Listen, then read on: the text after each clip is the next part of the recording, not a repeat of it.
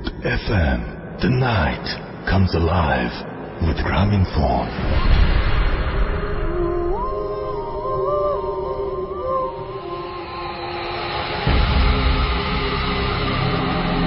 শুনছেন সবসময় রেডিও ফুর্তি 8.2 FM। আমি রাসেল আছির সাথে, আমার সাথে রয়েছে মাসুম ভাই এবং আজকের অতিথিরা আপনাদের সবাইকে স্বাগত জানাচ্ছি ভূত এফএমে এবং আশা করছি যে আপনারা সবাই ভালো আছেন, ভালো ছিলেন এবং ভালোই থাকবেন। আর সবসময় ভূত এফএমের সঙ্গেই থাকবেন। The night comes alive with Grameenphone.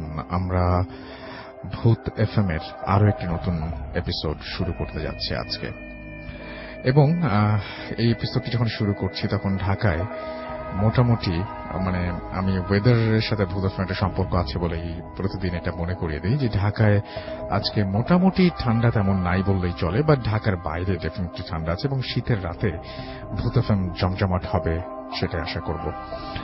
তো আমি শুরুতে জানিয়ে দিই যে কিভাবে আমাদের সাথে যোগাযোগ করতে হবে।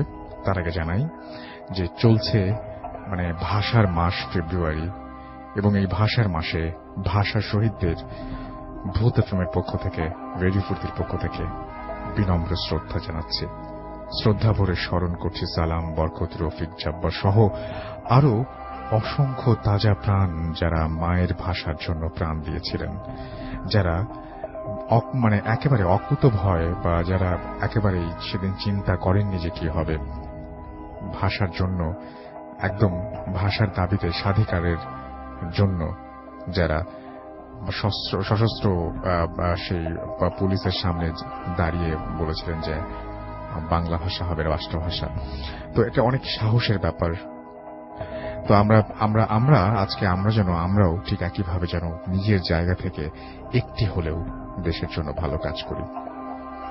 যাই হোক, আমাদেরকে যদি এসএমএস করতে চান তাহলে এসএমএস করার নিয়মটি হচ্ছে মোবাইলের মেসেজ অপশনে গিয়ে টাইপ করতে হবে ফুর্তি, FORT, ফুর্তি স্পেস আপনার নাম স্পেস আপনার মেসেজ পাঠিয়ে দিতে হবে 9840 নাম্বার। যদি আমাদের ইমেল করতে চান, আমাদের ইমেল অ্যাড্রেস হচ্ছে bhutfm@radiofurti.fm, which is bhwtfm@radiofurt.fm। আপনার নাম, ঠিকানা এবং ফোন নাম্বার সহ আপনার জীবনে ঘটে যাওয়া সেরা ঘটনা লিখে পাঠিয়ে দিন আমাদের কাছে। আপনারা অলরেডি জানেন, তারপরে আরো একবার জানিয়ে দিচ্ছি যে আমাদের যে ফেসবুক, আমাদের যে আগামী এপিসোডটি আছে, এপিসোডটিকে ডিফারেন্ট করার চেষ্টা করছি আমরা। ম্যাক্সিমাম সেখানে ইমেইল থাকবে, কিছু অডিও ক্লিপ থাকবে। সো আপনারা চাইলে পাঠাতে পারেন আগামী সপ্তাহ জুড়ে এবং তারপরে যারা স্টুডিওতে আসতে চান তারাও আপনাদের ইমেইলগুলো পাঠাতে পারেন। আমরা স্টুডিওতে আপনাদের খুব আনতে চাই, আসলে এটা আমাদের সবচেয়ে ফার্স্ট প্রায়োরিটি। আর আমাদের ফেসবুক পেজে আপনি ভিজিট করতে পারেন। আপনারা দেখেছেন যে আমরা রেগুলার সেটা চেক করি এবং যারা আমাকে ইনবক্স করেন তারা নিশ্চয়ই সেটা টের পান।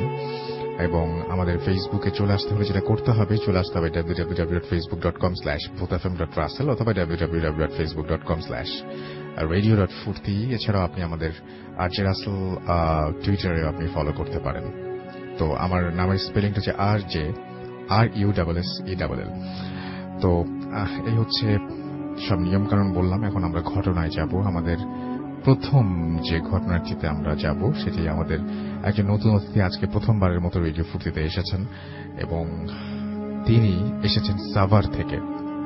যখন আমরা ঢাকায় অনেকে পাই না, তখন তিনি সাভার থেকে এসেছেন আমাদের ঘটনা শোনাতে।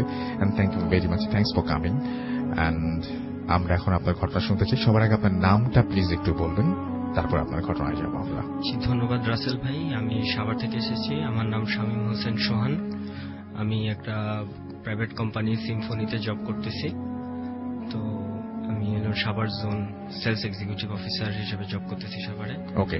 তো আমার যেটা ঘটনা ভাইয়া, এটা ঘটছিল 2010 সালের পহেলা বৈশাখের কিছুদিন আগে। ঠিক আছে, পয়লা বৈশাখের সময়। সেই সময় এটা আমার নানু বাড়িতে ঘটেছে। এটা বাগেরহাট জেলার ফকিরহাট থানার একটা ঘটনা, আটটাকি গ্রামে। বাকিটা আমি আর বললাম না। তো সেই দিন কি ঘটছে, আমি সরাসরি ঘটনা যাই। Thank you. তো সেদিন যে ঘটছে যে গ্রামে কি হয় যে মেলা হয়, বৈশাখী মেলা। বৈশাখী মেলা হওয়ার সময় ওই গ্রামের স্থানীয়রাই ওই মেলায় স্টল দেয়, বিভিন্ন ধরনের বিভিন্ন জিনিসের স্টল দেয়। তো আমি যখন নানু বাড়ি যেতাম তো রাত্রেবেলা মানে চলার জন্য, ঠিক আছে, রাত্রেবেলা চলার জন্য আমাকে কি বলে যে হয় পারিবারিক লোক কেউ অথবা আশেপাশের প্রতিবেশীদের মধ্যে কেউ মানে রাত্রেবেলা যাতে আমি ঘুরে টুরে ঠিক মতো বাসায় পৌঁছাতে পারি সেই কারণে আমার সাথে কিন্তু থাকতো। কিন্তু সেই সময়টা হয়েছে কি সবাই ওই মেলায় ব্যস্ত থাকার কারণে সেদিন আর কেউ ছিল না। আচ্ছা, আমি আমাদের থেকে জাস্ট গ্রামের বাড়িতে গেছি, সবার সাথে একটু বসতে হয়, একটু কথাবার্তা বলে, যে একজনের দোকান আছে মামা, তার দোকানে বসে কথাবার্তা বলে আমি বাড়ির পথে। বাড়ি কি অনেক রাত হয়ে গেছে, তো রাত প্রায় 11:30টার মতো, আর গ্রামের রাত তো বুঝিনি রাসেল ভাই কিরকম। তো আমি বাড়ির পথে রয়েছি। তো আমাদের বাড়িতে যাওয়ার কথাটা আমি বলতেছি যে কিভাবে যেতে হয়, যে মেইন রোড থেকে একটা ইটের সলিং পড়বে। আচ্ছা, ইটের সলিং থেকে বাম দিকে গেলে আবার পাকার রাস্তা, কিন্তু দুই পাশে হলো বাগান, ইভেন কি মানে কিছু কিছু দূরে আপনার বাড়ি ঘর আছে। তারপর আমাদের বাড়ির এরিয়া শুরু হয়, আমার আত্মীয় স্বজনের বাড়ি আছে।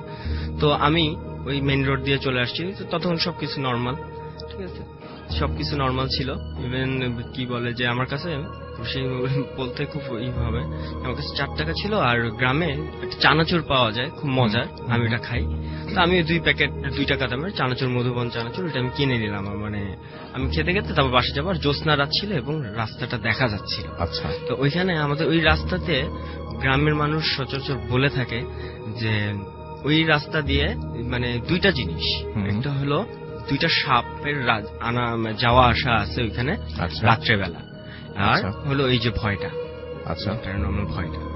তো আমার কাছে টর্চ ছিল না, ঠিক আছে, আমি চানাচুর খেতে খেতে চাঁদের আলোতে দেখে দেখে দেখে দেখে যাচ্ছি। তো যেতে যেতে ওখানে কোনো মানে 3টা জিনিস পড়ে যে রাস্তায় যেতে, 3 রাস্তার মোড় সহ একটা কালভার্ট পড়ে, 3 রাস্তা, এবং তার কিছু দূর গেলেই তা আপনার একটা পুরানো ব্রিটিশ আমলের পুকুরে, যেটা আমাদের নানু বাড়ি, আমাদেরই পুকুর পড়ে, এবং তারপরে পুকুরের সাথে একটা আমাদের পারিবারিক কবরস্থান, আমার নানুদের কবরস্থানের অপোজিট সাইডে বিশাল একটা বাঁশ বাগান আছে, যেখান থেকে মানুষ আসলে অ্যাকচুয়ালি ভয় পায়। তো এটা অনেক আগে থেকেই শুনে আসতেছি, ছোটবেলা থেকেই। আচ্ছা, তো আমি ওইভাবে পথ ধরে হেঁটে যাচ্ছি, বাসায় যাচ্ছি। তো যখনই আমি ওই 3 রাস্তার মোড়ের কালভার্টের কাছে আসছি, তখন ওই খুলনার ভাষা তো আর ঢাকার ভাষা তো একরকম হবে না, ডেফিনেটলি না। তো আমাকে ওইখানে ওই রকম রাত্রেবেলায় 12টার দিকে আমাকে রাত্রেবেলায় ঠিক ঢাকার ভাষায় আমাকে একজন মানে পেছন থেকে ডাকতেছে, ওই কই যাস। আমি না দাঁড়াই গেছি। তো এখানে কাজল নামে একটা মামা ছিল, প্রতিবেশী, তো উনি সবসময় আমাকে পৌঁছায় দিত। আচ্ছা, তো আমি কতক্ষণ দাঁড়াই, কিন্তু ওনারা তো মেলায় ব্যস্ত, আমি এটা জানি, তার স্টল নিয়ে তাদের ব্যস্ত, তার স্টল করতেছে। তো আমি কতক্ষণ দাঁড়ানোর পর আমি বললাম, কে কাজল মামা? তখন কোনো অ্যান্সার আসতেছে না। তো এরপরে যাচ্ছি, যখন আমি পুকুরের কাছাকাছি, এবং একটা কনস্ট্রাকশনের বাড়ি বানাচ্ছিল একজন, ঠিক আছে, রাস্তার অপোজিট সাইডে, মানে পুকুরের অপোজিট সাইডে। তো পুকুরের কাছে যখন আসছি, তখন সেম আরো ভরা কণ্ঠ যে ওই কই যাস, এটা বললে তখন আমি একটু ভয় পেয়ে দাঁড়ায় যাই। 2 ধরনের ভয় পাই।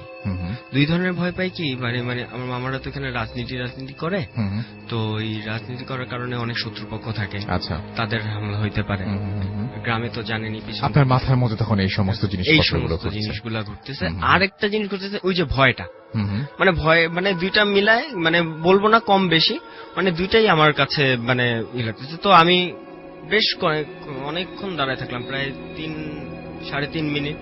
আচ্ছা, 3.5 মিনিট দাঁড়ায়, চুপচাপ দাঁড়ায় থেকে একটু মানে কয়েক কদম হাঁটলে ওই যে কবরস্থানটা আর ওই বাঁশবাগানের মাঝখানে। এবং আমি একটা জিনিস বলতে ভুলে গেছি, যে আমাদের যে কবরস্থানটা আছে, কবরস্থানের অপোজিটে যে বাঁশবাগানটা, ওইখান থেকে ব্রিজের মতো করে একটা মানে বাঁশ গেছে, যেটা কবরস্থান কিছু।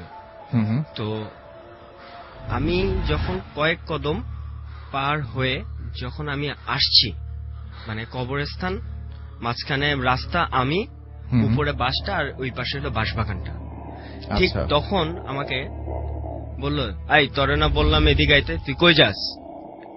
এইভাবে বললে তখন এই কথাটা কিভাবে আসছে, না পিছন থেকে, না পাশ থেকে, না সামনে থেকে, না ডান সাইড থেকে, মানে চারিদিক থেকে আসলো কথাটা, আওয়াজটা চারিদিক থেকে আসলো। আর কেন যেন আমার মানে চোখটা মানে উপরে চলে গেল। ঠিক তখনই আমি দেখি কি যে ওই বাঁশের নিচে আমি দাঁড়ানো, প্রায় 12-13 ফিট উপরে বাঁশের নিচে দাঁড়ানো, আর ওই যে হাত এবং পা, হাঁটু আর হাঁটু হাত ধরে যেভাবে মানে কেউ বসে থাকে, বসে থাকে একদম মানে বডি মিলায়, তো ওই আর ফেসটা একেবারে সমান, ফেসটা একেবারে সমান, মানে মনে হবে কি ওইখান থেকে কিছু বের হয়ে আসবে না। কিন্তু আমি যেটা দেখলাম, আমি তাকানোর পর যে মানে দেখলাম কি যে লাল, মানে কোনো চোখের মনি নাই, কোনো কিচ্ছু নাই, জাস্ট লাল একটা রক্ত, মানে ব্লাড, জাস্ট এ ব্লাড, ব্লাডের চোখ, এবং জিহ্বাটা একদম মানে জিহ্বাটা বের হয়ে আসলো এবং টপ টপ করে রক্ত পড়তেছে। আমার গায়ে না, আমার মানে কোথায় পড়তেছে সেটা আমি খেয়াল করিনি, কিন্তু টপ টপ করে রক্ত পড়তেছে। রক্ত পড়া থাকলে সেটা দেখে মানে আসলে আমি লাইফ ফার্স্ট টাইম এরকম জিনিস দেখলাম। তো মানে ওই সময় আমি হামাগুড়ি দিয়ে আসছিল মনে হয়, হামাগুড়ি দিয়ে না, এইভাবে বসে আছে, জাস্ট মানে হাত দুটো বাঁকা করে এইভাবে বসে আছে, মানে মনে হচ্ছে কি আমার দিকে মানে আমার দিকে তাকানো সমানটা। আর ওইখান আমি যখন তাকালাম তখন ওই কালো, মানে ওই কালো থেকে চোখ মানে চোখ দুইটা লাল হয়ে গেল, আর এই জিহ্বাটা বের হয়ে আসলো। তখন আমি মানে আমি জানি না, আমি মানে ওই সময় মানে মানে সেন্সটা কিরকম ছিল আমার, আমি এটা বলতে পারবো না। জাস্ট এইটুক মনে আছে, আমি এইটুক বলছিলাম যে তুই থাক, আমি গেলাম, এটা বলে আমি দৌড় দিছি। দৌড় দেওয়ার পর আমাদের মানে ওই কেয়ারটেকার ছিল, আমাদের বাড়িতে দেখাশোনা করতো উনি, আমরা না থাকলে। তো ওই আমি যখনই দৌড়ায় উঠানে ঢুকছি, তখন আমি কেয়ারটেকার দেখে একটা চিৎকার করে মানে সেন্সলেস হয়ে যায়, ন্যাচারালি সেন্সলেস হয়ে যায়। এবং পরের দিন ঘুম থেকে সকালে যখন উঠি তখন দেখি আমার গায়ে অনেক জ্বর, অনেক জ্বর ছিল। জ্বর থাকার পর এবং সবার সাথে শেয়ার করলাম বিষয়টা, মানে এই কি হয়েছে, এই ঘটনা হয়েছে, এরকম এরকম আমি দেখে ভয় পাইছি। তো সবাই বললো যে হ্যাঁ কিছুদিন ধরে আবারও ভয় পাচ্ছে, মানে আগে ভয় পাইতো, কিছুদিন ধরে আবারও ভয় পাচ্ছে। এই গেল সিনেমাটা, সবই নর্মাল, সবই নর্মাল। তো তার ঠিক কিছুদিন পর আমি রাত্রেবেলা ওই জানলার পাশে বসা, জানলার পাশে বসে হেডফোনে গান শুনতে। ওইখানেই? না না, ওইখানে না, আমার বাসায়। না না না, ওইখানে। আচ্ছা, ওইখানে, সেটাই বলছি। হ্যাঁ, গ্রামেতেই, নানুবাড়িতেই আমি জাস্ট ওই কি বলে যে গান শুনতেছি। তো এটার ঘটনা হলো ছোটবেলায় যখন আমি যে বলছিলাম যে আমি ঢাকায় ছিলাম, তো ওই হাজারীবাগে, তো ওখানে আমার এক দাদি ছিল, উনি মারা গেছে 2002 সালে, আর এই ঘটনাটা বলছি আমি 2010 সালের। তো কেন এটা রিলেটেড আমি এটা বলতে পারবো না, ঠিক আছে। তো আমি বসে গান শুনতেছি, তো আমাদের বাড়ির মানে জানলা দিয়ে উঠানের পরে একটা রাস্তা গেছে, এটা খালের দিক চলে যায়, বাগান দিয়ে খালের দিক চলে যায়। তো আমি মেইন রোড থেকে দেখতেছি কি যে মানে মানে না, আমি কানে হেডফোন হঠাৎ করে, তখন বললাম যে হঠাৎ করে দেখি সব কেমন যেন গ্রে গ্রে হয়েছে। আমি বুঝতে পারতেছি আপনার শার্টের কালার ব্লু, বাট কিন্তু গ্রে। আমি দেখতে পাচ্ছি মানে পাতার কালার গ্রিন, বাট গ্রে মনে হইতেছে, গ্রে গ্রে। ঠিক সেই মুহূর্তে দেখি উনি একটা লাঠি ভর করে হাঁটতো, একটা লাঠি, বড় লাঠি। দেখি কি স্পষ্ট তাকে বোঝা যাচ্ছে, অন্ধকার, তারপরও তাকে বোঝা যাচ্ছে সেই দাদি, যে কখনোই ওই মানে বাগেরহাট খুলনা কোথাও যায়নি, সে হাজারীবাগের জন্য হাজারীবাগেই মৃত্যু। সে ওই ভর দিয়ে দিয়ে দিয়ে ওই খাল, মানে খালের দিক চলে গেল, বাগান হয়ে খালের দিক চলে গেল। আমি তাড়াতাড়ি জানলা টালনা বন্ধ করে দিয়ে, মানে ওই মুহূর্তে তাড়াতাড়ি জানলা টালনা বন্ধ করে দিয়ে আমি জাস্ট শুয়ে পড়লাম। সকালবেলা আমি আম্মুকে বললাম, আম্মু এরকম এরকম আমি দেখছি। আম্মু তো বলে অ্যাজ ইউজুয়াল যে ওগুলা কিছু না, তুমি এখানে আসছো, গ্রামের তোমার পরিবেশই হচ্ছে না, তুমি ঢাকায় চলে যাও, তোমার পড়াশোনা আছে, তুমি ঢাকায় চলে যাও।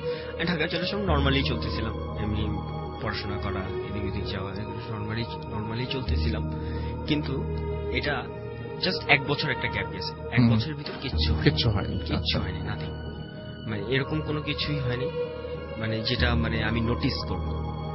ঠিক 2012 সালে জাস্ট ফ্যামিলির সাথে একটা কথা কাটাকাটি নিয়ে আমি বের হয়ে যাই বাসা থেকে। বের হয়ে যাওয়ার পর আমি আর কি বলে যে আমি আমার এক বড় ভাইয়ের বাসায় যে থাকি, তাদের বাসাটা অনেক পুরানো, অনেক পুরানো, এই মানে এটা হাজারীবাগে, অনেক পুরানো, পাবেল ভাই। তো পাভেল ভাইয়ের বাসায় যে থাকি, তো অনেক কাছে শুনি পাভেল ভাই আবার একটু মানে জিকির করতো, অনেক কিছু জিকির করতো। তো পাভেল ভাইয়ের মুখে শুনতাম, আরো কয়েকজনের মুখে শুনতাম যে তাদের বাসায় অনেক পুরানো কিছু গাছ গাছালি আছে, মানে গাছের বাড়ি বলতো। তো গাছের বাড়ি আছে, তো ওই কি বলে যে ওখানে অনেক কিছু অনেকে দেখে। আন্টি বলে মানে তার মা, আমার পাভেল ভাইয়ের মা, উনি দেখছে, বাবার বড় ভাবি দেখছে। তো যেটা আমি দেখছি যে একদিন দেখি কি যে ওই মশারি টাঙায় ঘুমায় আছি, পুরানো বাড়ি যেহেতু মশারির উপরটা একটু বেশি, গাছপালা আছে, তো ঘুমায় আছি, তো মশারি টাঙানো। তো দেখলাম মানে হঠাৎ করে মানে ঘুম ভাঙছে। ঘুম ভাঙার পর আমি দেখি কি যে খাটো, পেটটা অনেক বড়, মানে মানে বলবো কি একদম খাটো কিন্তু পেটটা অনেক বড়, মাথাটাও মানে মাথাটা পেটের থেকে আরো বড়, এরকম। মানে যে আন্টি আছে, আন্টির রুমে ঘুরতেছে। আচ্ছা, আমি এখান থেকে পুরানো বাড়ি তো মানে উকি দিলেই দেখা যাচ্ছে এরকম ঘুরতেছে। তখন আমি পাভেল ভাই মানে পাভেল ভাই দেখেন ওইটা কি, পাভেল তো ঘুম, পাভেল ভাই দেখেন ওইটা কি। তো পাভেল ভাই না হাসতেছে, হাসতে হাসতে বলতেছে কি যে এরকম কিছু না, আমাদের বাসায় থাকলে এরকম অনেক কিছুই দেখা যায়। তখন আমি যে পুরানো এগুলো তাকে বলি নাই, শেয়ার করলাম, হইতে পারে অনেক কিছু, কিন্তু আমাদের বাসায় থাকলে এরকম অনেক কিছুই দেখা যায়, এটা পুরানো আমলের বাড়ি, ঠিক আছে, আমাদের বাসায় এরকম অনেক কিছুই ঘটনা ঘটে, এরকম দেখা যায়। তো গেল ওইখানে ওইরকম এভাবে চলে গেল, ওইখানে থাকলাম। এরপর আর কিছু দেখলাম না। আরেকদিন যেটা হয়, আমি ওখান থেকে চলে আসলাম, একটা ম্যাচ ভাড়া করে চলে আসলাম। ম্যাচ ভাড়া করে চলে আসার পর ওই কি বলে যে ম্যাচে তা আমরা 3 জন ছিলাম, ম্যাচে আমরা 3 জন ছিলাম। তো 3 জনের মধ্যে একজনের নাম ছিল সুমন। তো সে আমাদের রান্না বান্নার বিষয়টা দেখতো, আমরা কেউ রান্না করতে পারতাম না, সে আমাদের রান্না বান্নার বিষয়টা দেখতো। তো সে হঠাৎ করে একদিন একদম নাই, তার বাড়ি ছিল বরিশাল। তো ওই বরিশালে আমরা এই কন্ট্যাক্ট করলাম যে আচ্ছা হঠাৎ করে সুমন বাজারে গেছে, কেন নাই, মানে বেশ কয়েকদিন পর, 4-5 দিন পর। তখন আমরা বললাম যে সুমন তো 2 বছর আগে মারাই গেছে। আচ্ছা, আমরা আপনার ঘটনা বাকিগুলো আরো শুনবো। একটা মানে এখনো নিশ্চয়ই অনেক প্রবলেম হচ্ছে, and thank you very much আপনার স্টোরিগুলো। এবং সেটা যদি আপনার সেই রাতের কথা যদি মনে করা যায়, আপনি যে ভিজুয়ালের কথা বললেন, যে ভদ্রলোকের কথা বললেন, বা ভদ্রলোক বা অশরী যে যাই বলি না কেন, যার কথা বললেন, তার কথা যদি কেউ কল্পনা করেন, তাহলে একটা অদ্ভুত শিষ্যের একটা অনুভূতি যে কারোরই হবে। আবার ঠিক একই সাথে আপনি যে ঘটনাটা বললেন যে পরবর্তীতে আপনি একজন লোককে দেখেছেন যে লোকটির পেটটা অনেক বড়, মাথাটা আরো বড়, সেটাও যদি কেউ কল্পনা করেন তাহলে সেটাতেও ভয় পেতে হবে। আমি এখন একটা ঘটনা আপনাদের শোনাতে চাই, যে ঘটনাটি আমাদের একজন পাঠিয়েছিলেন, তিনি আজকে আসতে পারেননি। তো আমরা খুব চেয়েছিলাম যে তিনি আসেন, কিন্তু তার চাকরির কারণেই তিনি এখানে উপস্থিত হতে পারেননি, জানিয়ে দিয়েছেন। তো আমরা তার ঘটনাটা একটু পড়ে শোনাতে চাই। তো উনি যেভাবে লিখছেন আমি সেভাবে পড়ছি। রাসেল ভাই, আসসালামু আলাইকুম। জানতে চাইব না কেমন আছেন, কারণ আপনি সব সময় ভালোর তলে। আমার নাম আব্দুস সালাম। আমি গাজীপুরে একটা কোম্পানিতে আইটি অফিসার হিসেবে কাজ করছি। আমার বাড়ি ঝিনাইদহ জেলার শৈলকুপা থানায়। আমি এবং আমার স্ত্রী দুজনেই ভূত এফএমের বড় ফ্যান। আজ সবার সাথে আমার স্ত্রী এবং আমার শ্বশুরের সাথে ঘটে যাওয়া একটা ঘটনা শেয়ার করব। সমস্যার কারণে স্টুডিওতে আসতে পারবো না, তাই ভালো লাগলে সবার সাথে শেয়ার করার অনুরোধ রইল। এই ঘটনাটি আমার স্ত্রী আমাকে বলেছেন। ঘটনাটি প্রায় 17 থেকে 18 বছর আগে। আমার স্ত্রীর বয়স তখন আনুমানিক 5-6 বছর। আমার শ্বশুরের খালা মারা যাওয়ার কারণে আমার শ্বশুর, শাশুড়ি এবং আমার স্ত্রী রওনা হয় আমার শ্বশুরের খালার বাড়ির দিকে। আমার শ্বশুরের খালার বাড়ি আমার শ্বশুর বাড়ি থেকে 5-6 কিলোমিটার দূরে। তখন ছিল বর্ষাকাল। আমার শ্বশুর একটা বাইসাইকেলে এবং আমার শাশুড়ি এবং আমার স্ত্রী ভ্যানে করে যায়। সেখানে পৌঁছানোর পরে গোসল, জানাজা নামাজ পড়াতে আসরের আজান পড়ে যায়। তারপর কবরস্থানে নেওয়া হয় লাশটিকে। একটু কবরস্থানের বর্ণনা দেই। কবরস্থানটি ছিল অনেক পুরাতন। কবরস্থানের আশেপাশে কোনো বাড়িঘর ছিল না। কবরস্থানটির কোনো দেয়াল বা সীমানা বা কোনো গেট ছিল না, কারণ কবর কোনটা ঠিক মতো সেটাও কার কবর কোনটা সেটাও ঠিক মতো বোঝা যেত না। গ্রামের একটা কর্নারে কবরস্থানটি ছিল। বর্ষাকাল হওয়ার কারণে কবরস্থানটিতে হালকা পানি উঠে যায়। কবর খোঁড়ার সময় অনেক কষ্টে কবর খোঁড়া হয়, কারণ পানি উঠে যাচ্ছিল বারবার। লাশটি কবরস্থানে নেয়ার সময় আমার স্ত্রী কবরস্থানে বর্ষাকাল হওয়ায় কবরস্থানটিতে হালকা পানি উঠে যায়। কবর খোঁড়ার সময় অনেক কষ্ট হচ্ছিল এবং কবর খোঁড়া হয় অনেক কষ্টে কবর খোঁড়া হয়, কারণ পানি উঠে যাচ্ছিল। লাশটি কবরস্থানে নেয়ার সময় আমার স্ত্রী জেদ ধরে সেও কবরস্থানে যাবে। সবাই তাকে অনেক নিষেধ করার পরেও সে কবরস্থানে যাবেই। পরে কান্নাকাটি শুরু করলে আমার শ্বশুরের এক খালাতো বলে ঠিক আছে, এক খালা বলে ঠিক আছে, ও তো ছোট বাচ্চা, নিয়ে চলো, আমার কাছে থাকবে, তার মানে খালাতো ভাই হবে, আমার কাছে থাকবে, কোনো সমস্যা হবে না। পরে লাশটিকে কবরস্থানে নেওয়া হয়। আমার শ্বশুর আমার স্ত্রীকে বলে, বাবা তুমি তোমার আঙ্কেলের সাথে এক জায়গায় দাঁড়িয়ে থাকবা, কোথাও যেও না। যেখানে কবর দেয়া হবে তার থেকে একটু দূরে সবাই যেখানে দাঁড়িয়ে আছে সেই জায়গায় আমার স্ত্রীকে রেখে দেয়া হয় এবং শ্বশুর কবর দেওয়ার জায়গায় চলে যায়। একটু পরে আমার স্ত্রী সেই আঙ্কেলকে বলে যে, বাবা তুমি একটু দাঁড়াও, আমি আসছি, বলে সেও কবর দেওয়ার জায়গায় চলে যায়। আমার স্ত্রী ছোটবেলায় একটু বেশি দুষ্টু ছিল এবং এখন সে দেখবে যে কিভাবে কবর দেয়া হয়। সে লোকজনের ভেতর থেকে বের হয়ে যায় এবং কবর দেওয়ার জায়গায় অন্য পাশ দিয়ে যেই উকি দিয়ে দেখতে যাবে, এমন সময় পুরাতন একটি কবর ভেঙে আমার স্ত্রী কবরের ভেতরে পড়ে যায়।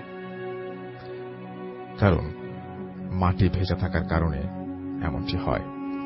কবরের ভেতর পড়ে গিয়ে আমার স্ত্রী চেঁচানো শুরু করে দেয়। পরে সবাই গিয়ে আমার স্ত্রীকে হাত ধরে তুলে সাথে সাথে বাসায় নিয়ে যায়। বাসায় নিয়ে যাওয়ার পরে সবাই আমার স্ত্রী এবং আমার আঙ্কেলকে রাগ করতে থাকে, সবাই কেন ওকে ছেড়ে গেল। পরে আমার স্ত্রীর হাত পা ভালো করে ধোয়ানো হয়, কারণ সারা গায়ে কাদা লেগেছে। লাশটি দাফন শেষ হতে হতে মাগরিবের আজান পড়ে যায়।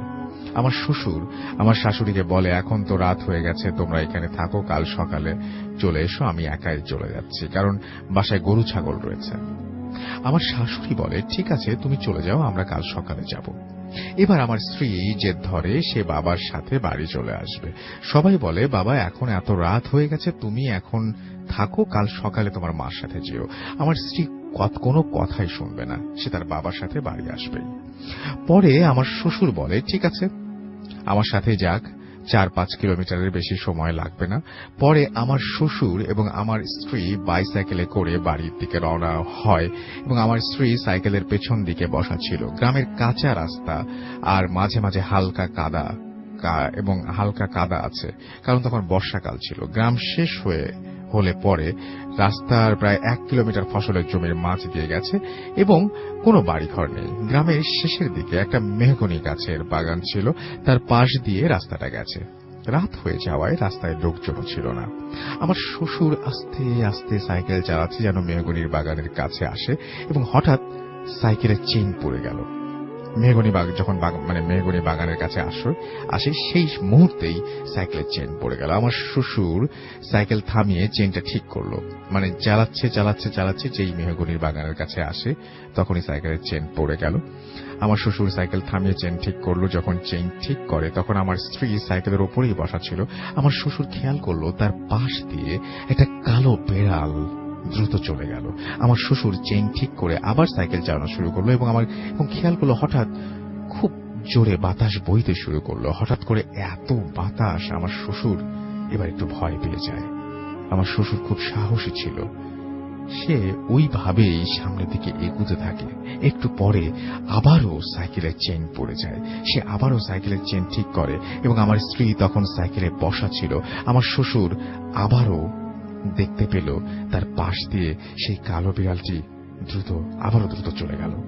আমার শ্বশুর চিন্তা করলো, কি ব্যাপার, এমনটা হচ্ছে কেন? আমার শ্বশুর আবার যেই সাইকেলে উঠতে যাবে তখন মেহগনির বাগানের দিকে তাকিয়ে যা দেখতে পেল তা দেখার জন্য আমার শ্বশুর তা দেখে আমার শ্বশুর খুবই ভয় পেয়ে যায়।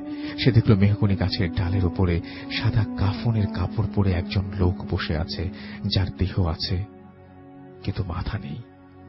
এটা দেখে আমার শ্বশুর খুব ভয় পেয়ে যায় এবং আমার স্ত্রীকে সাইকেলের পেছন দিক থেকে সামনে নিয়ে আসে এবং কোলের ভেতরে শক্ত করে ধরে সাইকেল না চালিয়ে ঠেলা শুরু করে যায়। কারণ তখন সে কি করবে ঠিক বুঝে উঠতে পারছিল না। সাইকেল ওভাবে ঠেলতে ঠেলতে মেহগনি বাগান ছেড়ে চলে আসে। কিছু দূর যাওয়ার পরে আমার শ্বশুর আমার স্ত্রীকে বলে, বাবা তুমি এখন চোখ বন্ধ করে থাকো, আমি না বলা পর্যন্ত চোখ খুলবা না। তো আমার স্ত্রী কথা মতো চোখ বন্ধ করে। আমার শ্বশুর দেখতে পায় যে রাস্তার মাঝখানে বিশাল আকৃতির একটা সাদা কাফন পরানো লাশ পড়ে আছে। আমার শ্বশুর এটা দেখে সে আরো ঘাবড়ে যায়, ভাবতে থাকে এবার সে কি করবে। এবার শ্বশুর চিন্তা করলো ভয় পেলে চলবে না, যেভাবেই হোক আমার মেয়েকে নিয়ে বাসায় যেতে হবে। আমার শ্বশুর আমার স্ত্রীকে আবারও বলে, বাবা আমি না বলা পর্যন্ত তুমি চোখ খুলবা না, কারণ আমার স্ত্রী ওইটা দেখলে হয়তো ভয় পেয়ে যাবে এবং কোনো ক্ষতিও হয়ে যেতে পারে। আমার স্ত্রী বলে ঠিক আছে। আমার শ্বশুর দেখতে পেল লাশের পাশ দিয়ে হালকা একটু ফাঁকা জায়গা আছে, যা দিয়ে সাইকেল চালিয়ে চলে যাওয়া যাবে।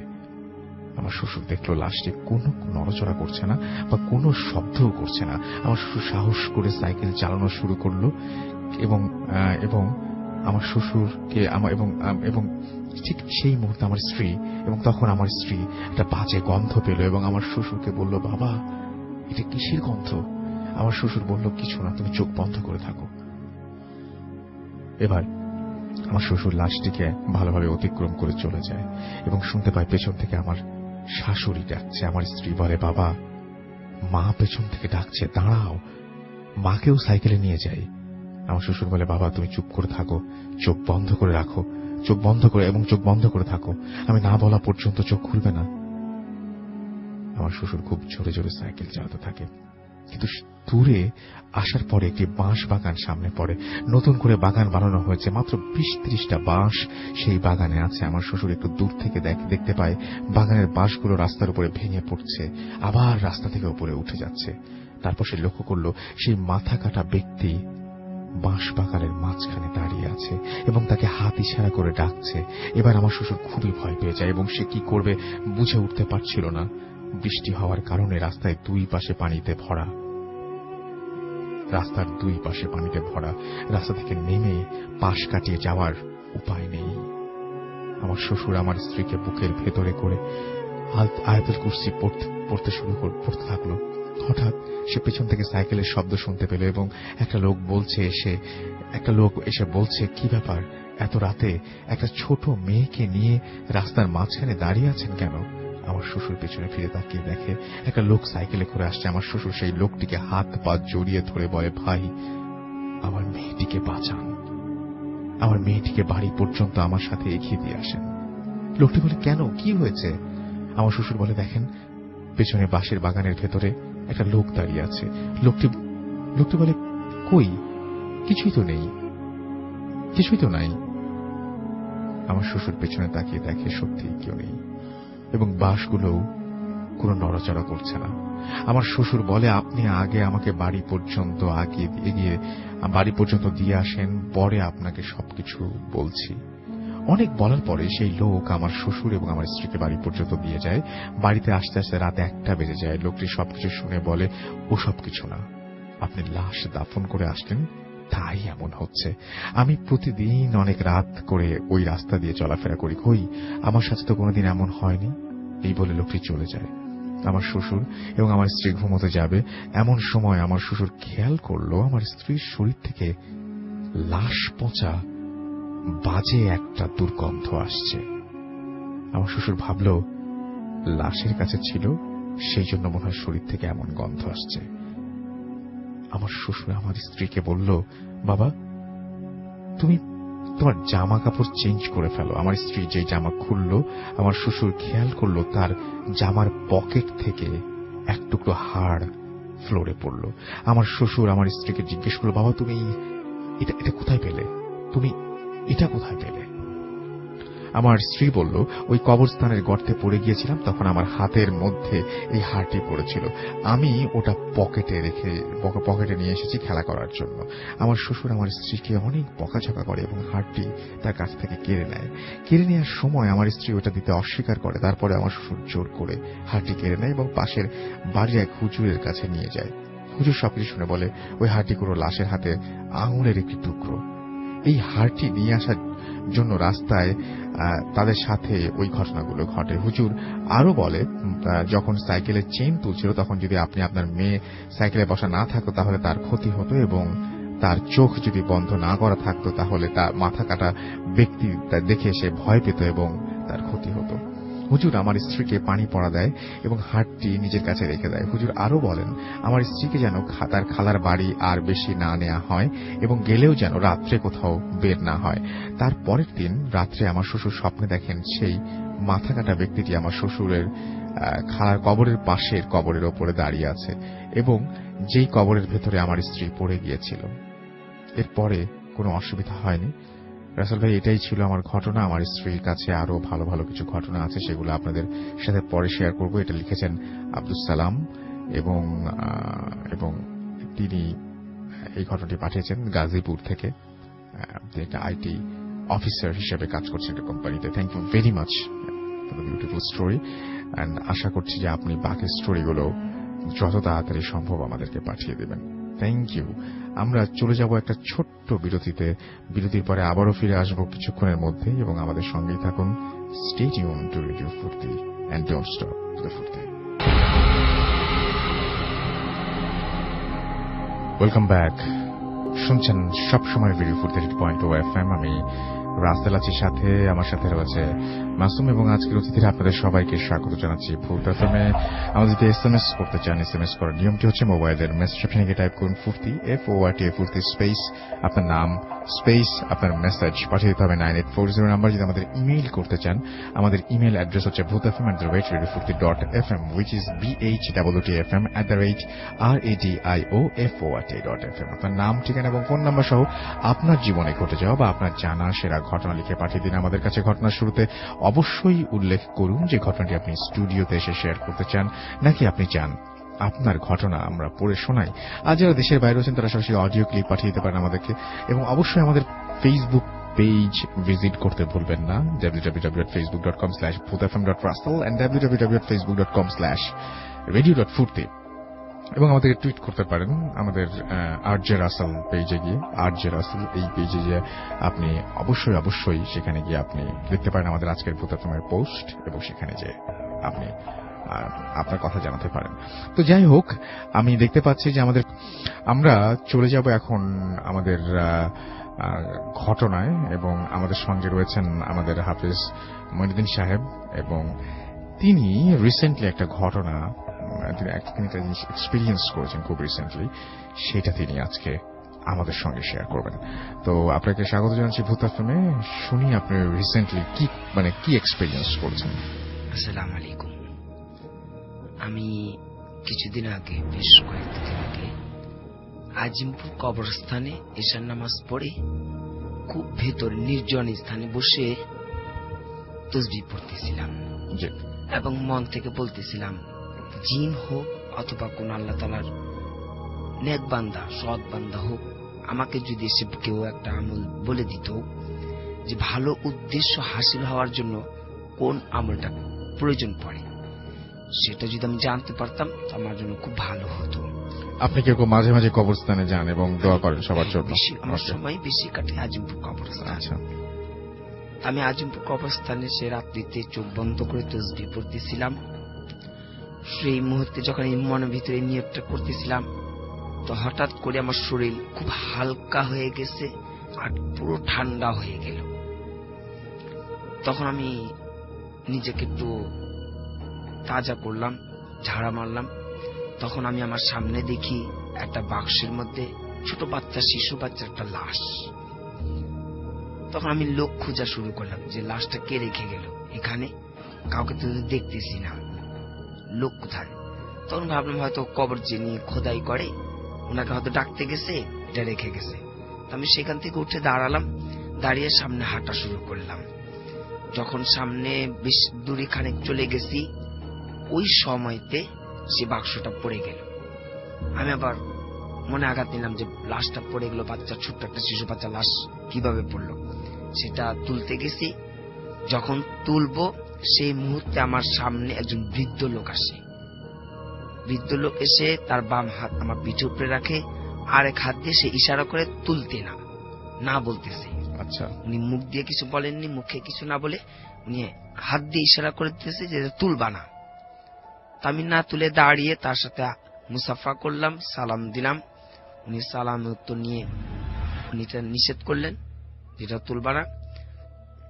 তখন সে ওই মুহূর্তে আমার মনের কথাটা যেটা আমি মানত করে বলছিলাম, উনি আমাকে সেই শিখিয়ে দিতেছেন কি করতে হবে। মানুষের মনে ভালো মনের মাকসুদ উদ্দেশ্য করতে হলে কি কি করতে হবে, বিসমিল্লাহির রহমানির সেটা আমরা যাব না, আমরা বলছি কিছু করতে হবে, সেটা আপনাকে শিখিয়ে দিল। এরপরে আমি যখন বললাম এটাকে তুলবো, উনি না বললেন। ওনার সাথে আমার বেশ কিছুক্ষণ কথা হয়। কথা হওয়ার পর উনি সামনের দিকে এগিয়ে যায়। বেশ কিছু যাওয়ার পরে উনি আর দেখা হয় না।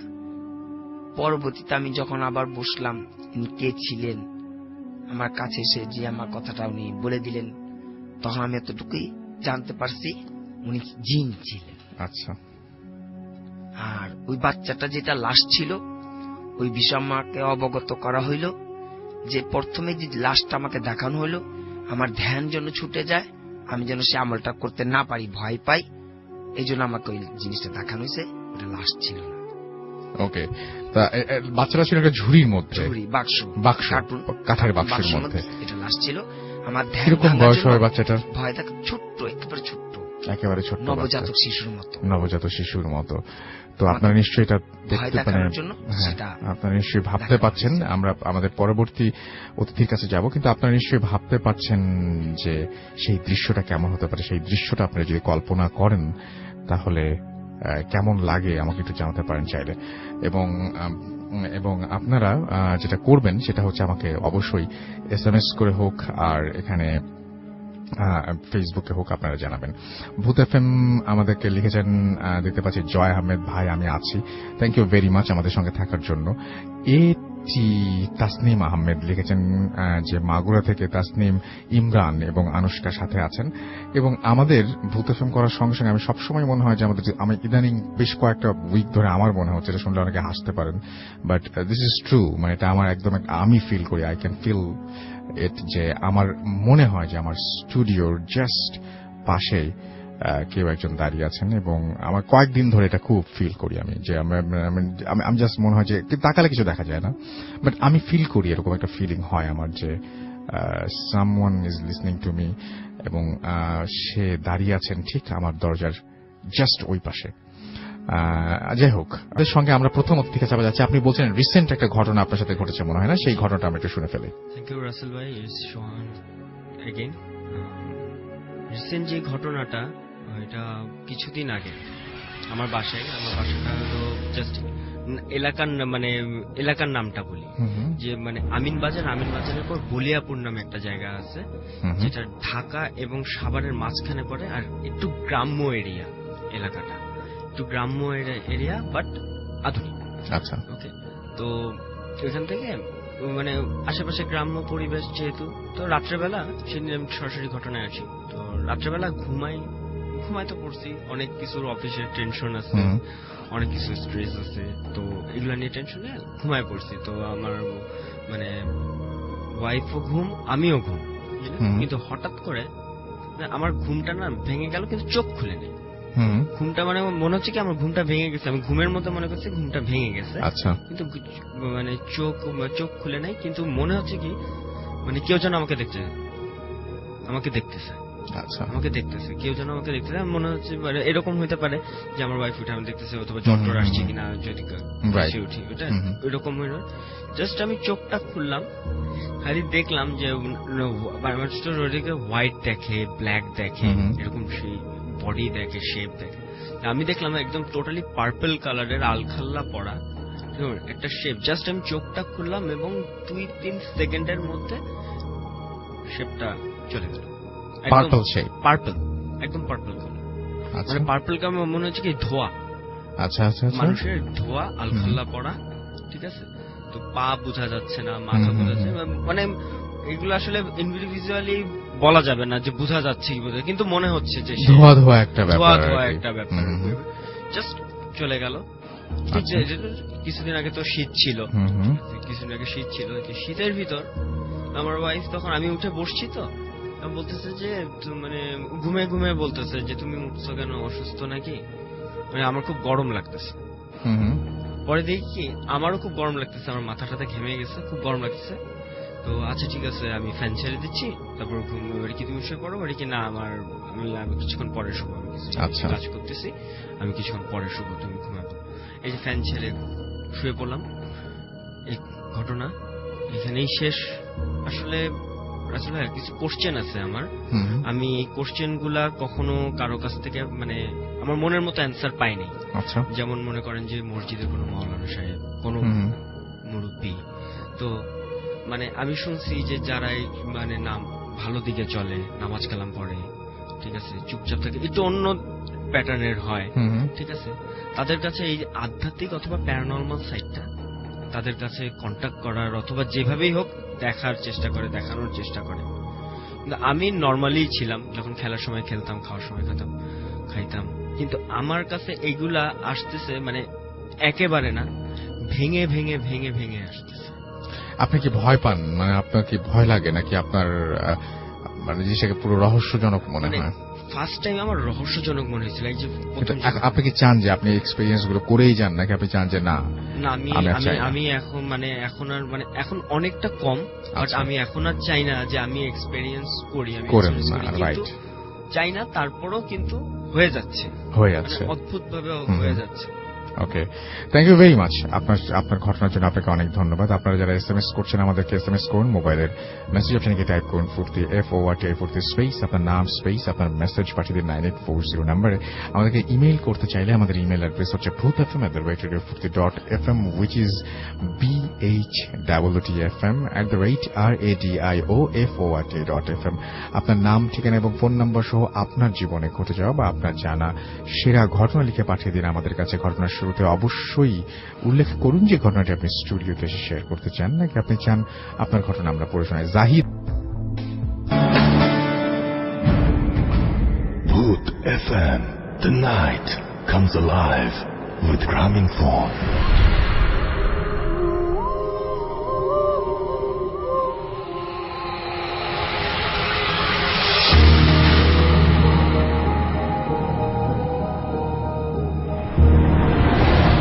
হ্যালো রাসেল ভাই, আমি সোহান, আমি কাউরান বাজারে থাকি, আর আমি একটা প্রাইভেট কোম্পানিতে জব করি। আমার দেশের বাড়ি বগুড়াতে। আমি এখন অডিয়েন্সকে যে ঘটনা শেয়ার করতে যাচ্ছি, এটা আমার দেশের বাড়ি বগুড়াতে ঘটা একটা ঘটনা। তো এটা 2012 সালের শীতকালের একটা ঘটনা। আমার বাবা চিটাগংয়ে জব করতেন, তো উনি জব চেঞ্জ করার কারণে উনি একবারে শিফট হন চিটাগং থেকে বগুড়াতে। তো ওনার আসতে সেদিন ট্রেনে আসছিলেন, উনি ট্রেনে আসতে একটু দেরি হয়ে যায়। তো উনি জানাই দেন ওনার আসতে রাত 3টা বাজতে পারে স্টেশনে।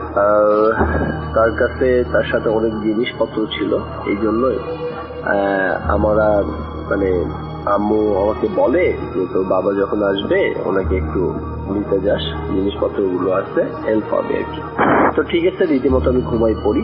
রাত 3টার দিকে বাবা আমার মাকে ফোন দিয়ে বলে যে আমি ট্রেন স্টেশনে চলে আসছি, তুমি সোহানকে একটু পাঠাই দাও। তো ভালো কথা, মা আমাকে ডেকে বলে, এবং মা টেনশনও করতেছিল আমি রাতে কিভাবে একা যাব, কারণ আমাদের ওই এরিয়াটা একটু খারাপ বলতে ওখানে ছিনতাই, চুরি, ডাকাতি এই জিনিসগুলো একটু বেশি, তো এই জন্য টেনশন করতেছিল। তারপরও বাবা আসছে, আমার বিবেক আমাকে বলছিল যে বাবাকে নিতে যেতেই হবে যেভাবেই হোক, কারণ উনি অনেক কষ্ট করে আসছে, অনেক জার্নি করে আসছে।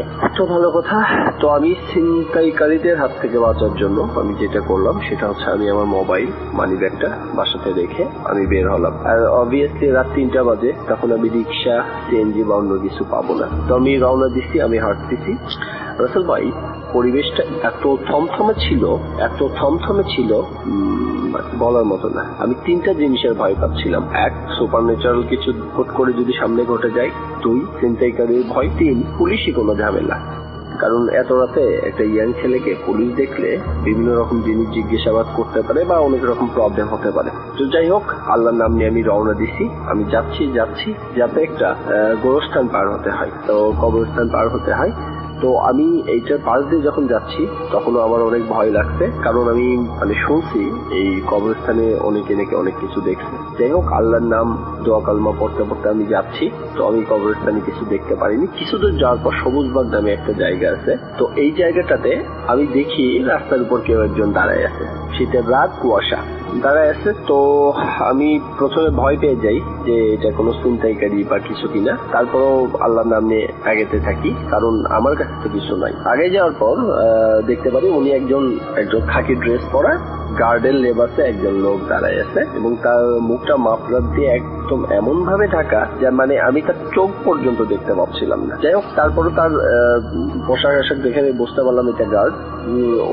আমাদের ওই এরিয়াগুলো খারাপ হওয়ার কারণে এরিয়াগুলোতে বিভিন্ন সমিতি বা বিভিন্ন মানুষজন, সোসাইটির মানুষজন, ওনারা গার্ড রাখতো দোকান, বাড়িঘর, দোকানপাট পাহারা দেওয়ার জন্য। তো যাই হোক, আমি মনে করছি যে ওনারা গার্ড বা গার্ডের মতনই দেখতে। তো আমি ওদেরকে বললাম যে একটু হেল্প চাইলাম, কারণ একা এত রাস্তা পার হচ্ছে, ওনারা যদি আমাকে একটু হেল্প করে। তো আমি বললাম যে ভাই, একটু প্রবলেমে পড়ছি, সেটা হচ্ছে আমার বাবা আসছে স্টেশনে, তো আমি তাকে নিতে যাচ্ছি। তো রাস্তাটা তো খারাপ, আপনারা যদি আমাকে একটু আগাই দিতেন রাস্তার মাথা পর্যন্ত। তো উনি আমাকে কোনো অ্যান্সার না দিয়ে ওনার আরেকজনকে ডাক দিল একটা নাম ধরে, নামটা আমার ঠিক মনে নেই। তো দেখলাম উনি একটা রাস্তার ভিতর থেকে, পাশে একটা গলির ভিতর থেকে একটা লোক বের হয়ে আসলো। আমি যার সাথে কথা বলতেছিলাম এই লোকটার হাইটটা অনেক উঁচু আর কি, উনি লম্বা অনেক এবং অনেক পাতলা। বাট ওই আরেকজন যিনি বের হয়ে আসলো উনি আবার শর্ট সাইজে অনেক। তো এই কথা বলে ওরা আমার সামনে হাঁটতে শুরু করলো। আমি ওদের পিছনে যাচ্ছি এবং ওরা ভালোই দ্রুত হাঁটতেছে, আমিও দ্রুত হাঁটতেছি। হাঁটতে হাঁটতে হাঁটতে হাঁটতে ভাই, রাসেল ভাই বলে রাখা ভালো, আমার বাসা থেকে আমার স্টেশনের দূরত্ব 3 কিলোমিটারের মতো। তো আমি স্টেশনের কাছাকাছি চলে আসছি। এসে আমার আর মাথাতে অন্য কিছু নাই, আমি ডিরেক্ট স্টেশনের ভিতরে ঢুকে পড়ছি। ঢুকে দেখে আমার বাবা লাগেজ নিয়ে ওয়েট করতেছে। তো আমার বাবা আমাকে বললো যে বাইরে থেকে একটা সিএনজি দিয়ে আসো, সিএনজি করে যাবো। তো আমি বাইরে যাই, সিএনজি ঠিক করছি। ঠিক করে বাবাকে নিয়ে এসে সিএনজির কাছে দাঁড়াতেই দেখি ঠিক আমার কাছ থেকে 4-5 হাত দূরে গার্ড দুটো দাঁড়ায় আছে। তখন আমার ওদের কথা হুট করে মনে পড়ছে যে ওহো, আমি তো এই গার্ড দুটোকে নিয়ে আসছি। তো আমি ওদেরকে বললাম যে আপনারা সিএনজিতে ওঠেন, আমরা তো ওই রাস্তা দিয়ে যাব, আপনাদেরকে নামাই দিয়ে যাব। তো ওনারা কোনো কথা না বলে সিএনজিতে উঠে পড়লো। আমি আর আমার বাবা পিছনে বসলাম, ওনারা দুজন সামনে বসলো। সিএনজি যাচ্ছে, যেতে যখন ওনাদের ওই এরিয়াতে আসলাম, ওনাদেরকে আমি যেখান থেকে নিচ্ছি, তো ওই এরিয়ার আগে আসতে আমি ড্রাইভারকে বললাম যে ড্রাইভার সাহেব, আপনি একটু ওনাদেরকে নামাই দেন, আমি ওনাদেরকে এখান থেকে নিয়ে গেছিলাম। তো ওনাদের মধ্যে লম্বা যেটার সাথে আমি প্রথম কথা বলছিলাম, উনি বলতেছে একবারে বাসা পর্যন্তই নামাই দিয়ে আস। তো আমি তখন বললাম যে ওনারা একবারে বাসা পর্যন্ত যেতে চাচ্ছে, আমার বাসা পর্যন্ত, যে ওখানে নামাই দিয়ে আসবে ওরা। ভালো কথা, ওনারা বাসা পর্যন্ত গেলে আমি ওনাদেরকে ধন্যবাদ জানালাম, সিএনজি ড্রাইভারকে সিএনজি ভাড়া দিলাম, দিয়ে আমরা বাসার ভিতরে ঢুকে পড়ছি। যথারীতি রাত চলে গেছে। সকালবেলা আমার বাবা বলতেছে যে ওই গার্ড দুটোকে তুমি নিয়ে আসছিলা, ওরা তো গরিব মানুষ, তো রাতে কষ্ট করলো, ওদেরকে কিছু দেওয়া উচিত। তো আমার বাবা কিছু টাকা আমার হাতে দিল ওদেরকে দেওয়ার জন্য। তো আমি বাবাকে বললাম যে বাবা, এখন তো সকালবেলা, ওরা তো আর সকালবেলা ওদেরকে পাওয়া যাবে না, ওরা আসে সন্ধ্যার পরে, ওদের ডিউটি যেহেতু রাতের বেলা। তো আমি সন্ধ্যার বেলা যখন বাসা থেকে বের হব, যাওয়ার সময় ওদেরকে টাকাটা দিয়ে আমি চলে যাব। যথারীতি সন্ধ্যা হলো, আমি বাসা থেকে বের হলাম। বের হয়ে আমি ওদের ওই জায়গায় যেখানে ওদেরকে আমি নিছিলাম আর কি, ওদেরকে সাথে ওই জায়গায় গেলাম। যাওয়ার পর আমি ওদেরকে অনেক খোঁজাখুঁজি করলাম, তো ওদেরকে পাইলাম না। তো পাশে একটা দোকান ছিল, মুদির দোকান টাইপের আর কি। তো দোকানে যে আমি জিজ্ঞেস করলাম যে ভাইয়া, এখানে যে গার্ড দুটো থাকে ওনারা কখন আসে? তো উনি আমাকে বললো যে গার্ড কি দরকার আপনার ওনাদেরকে? তো আমি বললাম যে না, দরকার না, আসলে হয়েছে কি, কালকে রাতে ওই আমার বাবা আসছিল, আমি আমার বাবাকে নিতে যাওয়ার জন্য ওনাদেরকে দেখি রাস্তার উপর দাঁড়িয়ে আছে, তো ওনাদেরকে নিয়ে গেছিলাম। তো আমার বাবা আবার কিছু টাকা দিছে ওনাদেরকে দেওয়ার জন্য, যেহেতু হেল্প করলো। তো আমাকে বলতেছে যে ওরা ওদের ড্রেস আপ কেমন ছিল, ওই দোকানদারটা আমাকে জিজ্ঞেস করতেছে। তো আমি বললাম খাকি ড্রেস পরা ছিল, খাকি কালারের প্যান্ট, খাকি কালারের শার্ট, এবং মাপটাতে ওদের মুখটা এমন ভাবে পেঁচানো ছিল আমি ওনাদেরকে দেখতে পারি নাই। একজন লম্বা করেছিল, একজন শর্ট করেছিল। তো উনি কিছুক্ষণ অবাক হয়ে আমার দিকে তাকাই থাকলো এবং কিছুক্ষণ পর আমাকে বলল যে ভাই ঠিক আছে, আপনি যেই দুইজনের কথা বলছেন দুইজনের বর্ণনা ঠিকই আছে, বাট ওই কার্ডটা আমাদের এখান থেকে চাকরি ছেড়ে চলে গেছে আজ থেকে 3 মাস আগে। আমি তো কথা শুনে আমার গায়ের লোম খাড়া হয়ে গেল। আমি কিছুক্ষণ মানে স্তব্ধ ভাবে দাঁড়ায় থাকলাম, এটা কি, তাহলে কাল রাতে কে ছিল ওই দুইজন আমার সাথে? দোকানদারকে বললাম যে আপনি কি শিওর? তো উনি বলতেছে ভাই এই সমিতির থেকে আমার উপরেই দায়িত্ব থাকে এই যে গার্ড নিয়োগ দেওয়া, গার্ডদেরকে মেনটেন করা, ওদের শিডিউল দেখা। তো আমি আর অনেকে কিছু না বলে আমি বাসায় চলে যাই। বাসাতে বলার ঘটনাটা শেয়ার করার পর আমার বাবাও একটু অবাক হয়ে যান, কারণ তিনি তাদেরকে দেখছে, তারা আমাদের সাথে আসছে, দুইজন মানুষের। ব্যাপারটা অনেক অবাক করার বিষয় আর কি। তারপরে এইটার আর কোনো হদিস আমরা খুঁজে পাই নাই দুইজন কে ছিল বাইরেতে। তো পরে আমি অনেক বুজুর্গদেরকে জিজ্ঞেস করাতে ওনারা বলেন যে দেখো, মানুষ যখন কোনো বিপদে পড়ে বা তার কোনো হেল্পের দরকার হয়, আল্লাহ তো তাদেরকে সাহায্য করে। এইভাবে ভালো কিছু জিন যেগুলো আছে এনারা নাকি মানুষকে হেল্প করে। তো এইরকমই কেউ হয়তো আমাকে সেই রাতে হেল্প করে গেছে। এই ছিল আমার ঘটনা। রাসেল ভাই ভালো থাকবেন, আল্লাহ হাফেজ। Bhoot FM. The night comes alive with Graminphone.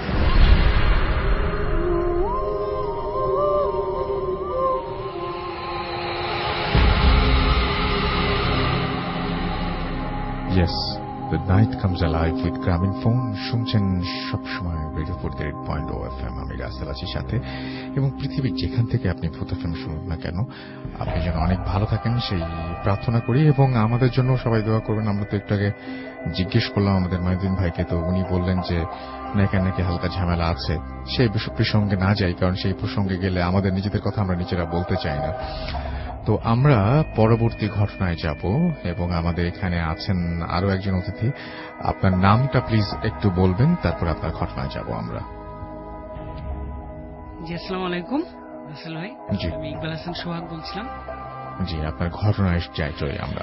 জি, আমি সরাসরি আমার ঘটনায় চলে যাচ্ছি। জি, এটা হচ্ছে সিরাজগঞ্জের একটা ঘটনা। জি জি। এই ঘটনাটাই হচ্ছে কি যে আমার একটা বন্ধু আর বড় ভাই, বন্ধুর নাম হচ্ছে ফাহিম আর বড় ভাইয়ের নাম হচ্ছে ফাহাদ। আচ্ছা। তো ঘটনাটা ঘটে হচ্ছে বড় ভাইয়ের সাথে, ফাহাদ ভাইয়ের সাথে। তো আমার বন্ধুটা হচ্ছে কি যে আমার সাথে পড়াশোনা করতো রাজশাহীতে, আর আমার ওই যে ফাহিমের বড় ভাই যে ফাহাদ ভাইয়া, উনি ঢাকায় পড়াশোনা করতো। তো কোন একটা সময় আমরা হচ্ছে কি যে ফাহাদ ভাইয়ের সাথে মিট করি, তখন ফাহাদ ভাই আমাকে এই ঘটনাটা বলে, যেভাবে বলেন। তো আমি সরাসরি ঘটনায় চলে যাচ্ছি। ফাহাদ ভাইয়া ছুটিতে, কোন একটা ভ্যাকেশনের ছুটিতে হচ্ছে আসেন সিরাজগঞ্জ, ওদের গ্রামের বাড়িতে আসেন। গ্রামের বাড়ির ডিসক্রিপশন আমি একটু দিয়ে দিই যে ওনাদের বাড়ি থেকে প্রায় 500 মিটার, হাফ কিলোমিটার দূরে একটা বাজার আছে। আমি গ্রামের নামটাও বলছি না বা বাজারের নামটাও বলছি না। সেটা হচ্ছে কি যে, তো এই যে হাফ কিলোমিটার রাস্তা, এই রাস্তার মাঝখানে একটু জঙ্গল পড়ে, জঙ্গল, বাঁশের ঝাড়, এগুলো সবগুলাই থাকে। তো উনি কোন একটা ভ্যাকেশনে ঢাকা থেকে ছুটিতে হচ্ছে কি যে গ্রামের বাড়িতে চলে যাওয়ার পরে তিনি গ্রামের বন্ধু বান্ধবের সাথে গল্প করার পরে অনেক রাত পর্যন্ত অনেক কিছু খাওয়া দাওয়া করেন, যেটা হচ্ছে ভাজাপুর, যেটা করে বাজারে যেটা হয় সচরাচর। এটা করার পরে তিনি খাওয়া দাওয়া করে বন্ধু বান্ধবের সাথে গল্প গুজব করার পরে প্রায় 11টা বেজে যায় রাত্রি। তখন সবাই যার যার বাড়িতে চলে যায়। ঠিক একইভাবে ফাহাদ ভাইয়াও চলে আসে। আস্তে আস্তে ওই রাস্তা দিয়ে আসার সময় তিনি গ্রামের ওই রাস্তা পরিচিত, ওই রাস্তাতে কিছু হয় না এটা উনি জানেন। এইভাবে উনি কখনো এত রাত্রে আসেননি। তো সেই দিনকে রাত্রে তিনি চলে আসছেন। আসার পরে ঠিক রাস্তার মাঝখানে যখন চলে আসলেন, দুইটা দূরত্বে যখন মাঝখানে তিনি ওই বাঁশঝাড়ের কাছে, তখন ওই বাঁশঝাড়ের কাছে খুব জোরে সরসর শব্দ শুরু হয়। যদি কখনো জোরে বাতাস বয় যে শব্দটা হয় বাসঝাড়ি, এরকম শব্দ শুরু হয়। আর হচ্ছে কি যে উনি ওনার গায়ে একটা অনুভব করেন যে একটা উষ্ণ বাতাস ওনার গায়ে লেগে চলে যায়। আচ্ছা, তিনি এটা কিছু মনে করেন না, তিনি সচরাচর রাত্রেবেলায় চলে আসেন। চলে আসার পরে হাত মুখ ধুয়ে ওনার মা ওনাকে বলেন কি যে ফাহাদ খেয়ে যা। তখন উনি বলছেন যে না আমি খাবো না, ভাল লাগছে না। মানে ওনার শরীরটা তখন থেকেই একটু অন্যরকম হওয়া শুরু হয়। আচ্ছা, সে রাত্রে উনি ঘুমিয়ে যান। ঘুমানোর পরে সে রাত্রে তার অনেক জ্বর চলে আসে, হঠাৎ করে অনেক জ্বর চলে আসে। ঘুমের মাঝখানে তিনি গভীর রাত্রে সে ঘুম ভেঙে যায়। ঘুমের মাঝখানে সে দেখে কি যে তার বিছানার চারপাশে 7টা ছায়া দাঁড়িয়ে আছে। 7টা ছায়া? 7টা ছায়া দাঁড়িয়ে আছে। সে মনে করে কি যে আমি হয়তো বা ঘুমের মধ্যে আছি, আমি এটা ভুল করছি হয়তো। তো 7টা ছায়া যেহেতু দাঁড়িয়ে আছে, তখন হচ্ছে কি যে তিনি কি করলেন, আবার ঘুমিয়ে গেলেন। বাট পরের দিন ঠিক একই সময়ে আবার তার ঘুম ভেঙে যায়, কিন্তু পরের দিন সে একেবারে সুস্থ, তার কোনো হচ্ছে জ্বর থাকে না, একেবারে সুস্থ মানুষ, কোনো জ্বর নাই। কিন্তু এই যে আগের দিন রাত্রে যেভাবে ঘুম ভেঙে গিয়েছিল, পরের দিন রাত্রেও ঘুম ভেঙে গিয়েছে এবং তিনি স্পষ্ট দেখতে পাচ্ছেন ওই 7টা ছায়া তার বিছানার চারপাশ দিয়ে দাঁড়িয়ে আছে। এবার তিনি মানে ঘরের মধ্যে হচ্ছে জিরো লাইট জ্বলছিল, এই জন্য হচ্ছে কি যে তিনি এই ছায়াগুলো দেখতে পাচ্ছিলেন। এবার তিনি উঠে বসেছে। উঠে বসার পরে যেটা হয় সেটা হচ্ছে উনার ঘরের একটা দেয়াল, উনার ঘরের এক পাশের দেয়াল একটু ফাঁকা ছিল। ওই ফাঁকা দেয়ালে ওই 7টা ছায়া যে একটা জায়গায় দাঁড়িয়ে যায়। কিন্তু হচ্ছে কি যে তখন সে বেড সুইচ থেকে তার ঘরের লাইটটা জ্বালালে তিনি দেখতে পান যে 7টা ছায়া একই মাপে একই পজিশনে 7টা ছায়া দাঁড়িয়ে আছে। সবচেয়ে আশ্চর্যের বিষয়টা হচ্ছে যে সেই 7টা ছায়া পড়ে আছে মেঝেতে। সেই 7টা ছায়া পড়ে আছে মেঝেতে। আচ্ছা, এটা দেখে সে অনেক মানে অসম্ভব ভয় পেয়ে যায়। ভয় পেয়ে যাওয়ার পরে সে ওখানেই সেন্সলেস হয়ে যায়। আচ্ছা, সেন্সলেস হওয়ার পরে খুব জোরে চিৎকার করে সেন্সলেস হয়ে যায়। তখন তার বাবা মা আসেন। আসার পরে তাকে পরের দিন থেকে তার খুব জ্বর চলে আসে, মানে ছাড়ে আসে এভাবে জ্বর আসে। আর যখন জ্বর আসে তখন অনেক বেশি জ্বর আসে। এভাবে তিনি যখন ডাক্তারের কাছে গেলেন, তার ব্লাড টেস্ট করা হলো, ব্লাডে কোনো কিছুই ধরা পড়েনি। ডাক্তার বলছে আপনি একেবারে নর্মাল, কোনো সমস্যা নেই। এরপরে বাড়ির কর্তাদের কথা শুনে একজন হুজুরের কাছে নিয়ে গেলেন।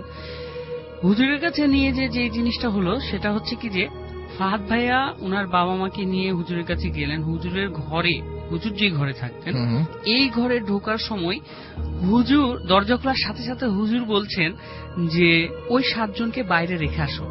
আচ্ছা, মানে সবচেয়ে আশ্চর্যের বিষয়, এখানে হুজুরকে কেউ কিন্তু কিছুই বলেনি, বাট হুজুর বলছে যে ওই 7 জনকে বাইরে রেখে আসো।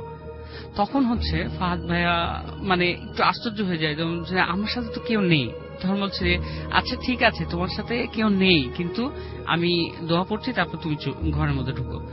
তারপরে উনি ঝাড়ফুঁক কিছু দিলেন। তারপরে ফাহাদ ভাইয়া ভিতরে ঢুকলেন। ভিতরে ঢুকার পরে ফাহাদ ভাইয়াকে একটা তাবিজ দিলেন, বললেন যে তুমি এটা তোমার ডান হাতে বেঁধে রাখবা। আর উনি বললেন যে কোনো একটা সময় যে তোমাদের বাড়িটা ওই যে বলে যে বাড়িটা বেঁধে দিবে।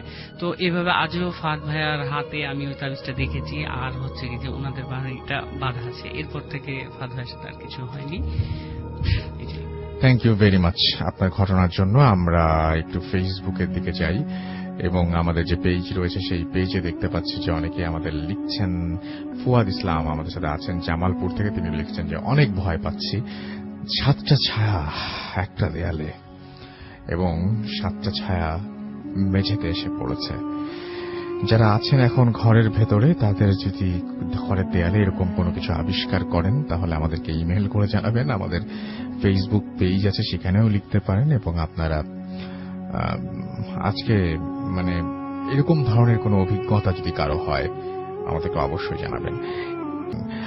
আর আমাদের সঙ্গে যদি SMS আমাদেরকে যদি পাঠাতে চান তাহলে চলে আসুন, পাঠিয়ে দিন আমাদেরকে SMS। মোবাইলের মেসেজ অপশনে গিয়ে টাইপ করুন ফুর্তি, FORT ফুর্তি স্পেস আপনার নাম স্পেস আপনার মেসেজ পাঠিয়ে দিন 9840 নম্বরে। অনেক অনেক ঘটনা চাই কিন্তু আমরা, চলছে ভাষার মাস, চাচ্ছি আপনাদের কাছ থেকে এমন কিছু ঘটনা যে ঘটনাগুলো শুনলেই আসলেই রক্ত হিম হয়ে যায়, এবং যে ঘটনাগুলো আপনারা লিখে পাঠাবেন আমরা সেই ঘটনাগুলো পড়ে শোনাবো, অথবা অডিও ক্লিপ করে পাঠাবেন, অথবা স্টুডিওতে আসলে তো আমাদের সবসময় আমরা সেটাতে রাজি। আমরা এখন চলে যাবো আবার হাফেজ মঈনুদ্দিন ভাইয়ের কাছে তার সেকেন্ড স্টোরি শোনার জন্য, তারপরে আবারও ফিরে আসবো আপনাদের কাছে। Stay tune. আপনার নামটা তো আমরা বলেই দিলাম, আমরা সরাসরি ঘটনায় চলে যাই। ঠিক আছে। আমি একটা মেয়ে জিন ছাড়াতে গেছিলাম। জি। ফেব্রুয়ারি 2 তারিখে পরীক্ষার আগে দিয়ে ওকে জিনে যে ধরা। তো ও ছিল, তার গায়ের রংটা ছিল কালো বর্ণ। আমি যখন ওর গার্জিয়ান সবাইকে নিয়ে বসে জিনটাকে হাজির করানো হয় ওর শরীর থেকে, তখন তার গায়ের রংটা একেবারে পরিষ্কার হয়ে গেছে, একেবারে হলুদ বর্ণ, যা দেখতে খুব সুন্দর দেখা দিচ্ছিল।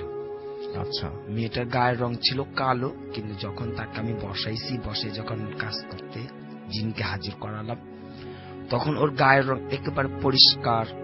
আর ও কিন্তু চোখে কাজল দেয়নি, তখন তার চোখটার মধ্যে পুরো টানা ধরে কাজল ছিল। যখন সেটা হাজির করলাম তখন আমি তাকে জিজ্ঞেস করলাম যে তুমি কোথা থেকে ধরছো বা কেন বা ধরছো, তুমি চলে যাও। ও কথা বলে না, ও শুধু ঘুম গাইতেছিল, কান্না করতেছিল, বুম বুম করে কান্না করতেছিল। তখন আমি ওকে বলছি, দেখো তুমি আজকে চলে যাবা, তুমি এখানে থাকতে পারবো না, কোথা থেকে আসছো বলে দাও, তুমি থাকতে পারবো না, চলে যাও। ও যখন বারবার কথাটা বলতেছে, ও এমন রাগান্বিত হয়েছে যে ও যখন চোখটা খুলছে, চোখ বন্ধ ছিল তো, চোখটা যখন তাকালো আমাদের দিকে, সাথে সাথে কিছুক্ষণের মধ্যেই ঘরের বাতিটা ফিউজ হয়ে গেছে, আপনি বন্ধ হয়ে গেছে। আর ওর চোখ এমন হয়েছে যা ওর তো সবাই ভয় পাইছে, চোখটা ব্যতিক্রম, পুরো একেবারে ব্যতিক্রম, যা সবাই দেখে ভয়। আর ঘরের বাতিটা ফিউজ হয়ে যাওয়ার কারণে সেই ঘরটাতে এমন আলো হয়েছে, মনে হয়েছে ঘরের মধ্যে আগুন জ্বলতেছে, আগুনের আভা যেমন পুরো ঘরটা লাল করে ফেলে, এরকম ঘরটা আলোকিত হয়ে গেছে। আচ্ছা। এরপরে যখন আমি বললাম যে তুমি চলে যাবা, তখন ও আমাকে বলছে ঠিক আছে যাব, আমাকে লাল শাড়ি দিতে হবে আর একটা মুরগি দিতে হবে, আমি ঢাকেশ্বরী মন্দির থেকে আসছি। আচ্ছা। আমি ঢাকেশ্বরী মন্দির থেকে আসছি, আমি সেখানে চলে যাব, তোমরা সেখানে গিয়ে একটা মুরগি আর লাল শাড়ি দিয়ে এসো, তারপর আমি যাব। আমি ওদেরকে বললাম ঠিক আছে, আপনারা একটা লাল কাপড় দিয়ে একটা মুরগি দিয়ে ঢাকেশ্বরী মন্দিরকে নিয়ে যে দিয়ে আসেন, ও থাকবে না, চলে যাবে। পরবর্তীতে তারা সুস্থ হয়ে আসে, সেই জিনটা চলে যায়, সেটা মন্দির থেকে আসা ছিল, ঢাকেশ্বরী মন্দির থেকে। আচ্ছা। এবং আপনি দেখলেন যে যখন চোখ খুললো তখন লাইট ফিউজ হয়ে গেল, লাইট বাতিটা। আচ্ছা। আপনি তো আজকেও আমাদের ফেসবুকের ছবিতে নেই, আপনি ছবি তোলেন না, আপনি টিভি দেখেন না? আমি কখনো সিনেমাও দেখেন না? না, এগুলো কিচ্ছু দেখেন না। কিন্তু এই জিনিসগুলো আমরা কিন্তু হরর ফিল্মে মানে দেখি, এবং এই জিনিসগুলো কিন্তু হয় যে এরকম চোখ খুললো, লাইট ফিউজ হয়ে গেল, এই জিনিসগুলো কিন্তু দেখেন। মানে ব্যাপারটা হচ্ছে কি যে সমস্ত জিনিস সব মানে মানুষজন শোনেন বা বহুদিন ধরে প্রচলিত, সেই সমস্ত জিনিসই কিন্তু পরে বইয়ে লেখা হয়, সেই সমস্ত জিনিসই কিন্তু মুভিতে উঠে আসে। তো যাই হোক, আমরা এই প্রসঙ্গে আরো কথা বলবো। আমরা আপাতত একটা জিনিস বলে নেই, আমি এই বিষয়ে প্রায় 3-4টা জায়গায় এরকম হয়েছে। যেমন আমি একটা ফ্যাক্টরিতে গেছিলাম, সমস্যা ছিল, যখনই বসছি হাজির করাবো, ওই সময়তে তার 6টা বাতি ছিল, টিউবলাইট গুলো লম্বা, সাথে সাথে শেষ হয়ে গেছে, ফিউজ হয়ে গেছে। পরের লোক আমাকে জিজ্ঞেস করতেছে, ভাইয়া বাতি কেন ফিউজ হয়? তখন হ্যাঁ, বাতি ফিউজ হয়ে গেছে, সেটা নিয়ে এসে। ওকে, আমরা ছোট্ট বিরতিতে যাব, বিরতির পরে আবারও ফিরে আসবো। সেই পর্যন্ত আশা করবো আপনারা সবাই আমাদের সঙ্গে থাকবেন। Stay tune to radio Foorti and don't stop the ফুর্তি। Bhoot FM, the night comes alive with Graminphone.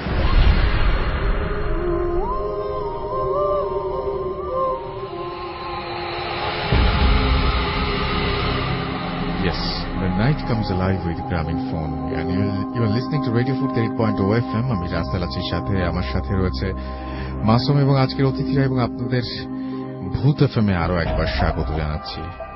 আর সেই সাথে আপনাদেরকে জানিয়ে দিই যে আমাদের এসএমএস করতে হলে মোবাইলের মেসেজ অপশনে গিয়ে টাইপ করতে হবে ফুর্তি FORTI ফুর্তি স্পেস আপনার নাম স্পেস আপনার মেসেজ পাঠিয়ে দিতে হবে 9840 নম্বরে।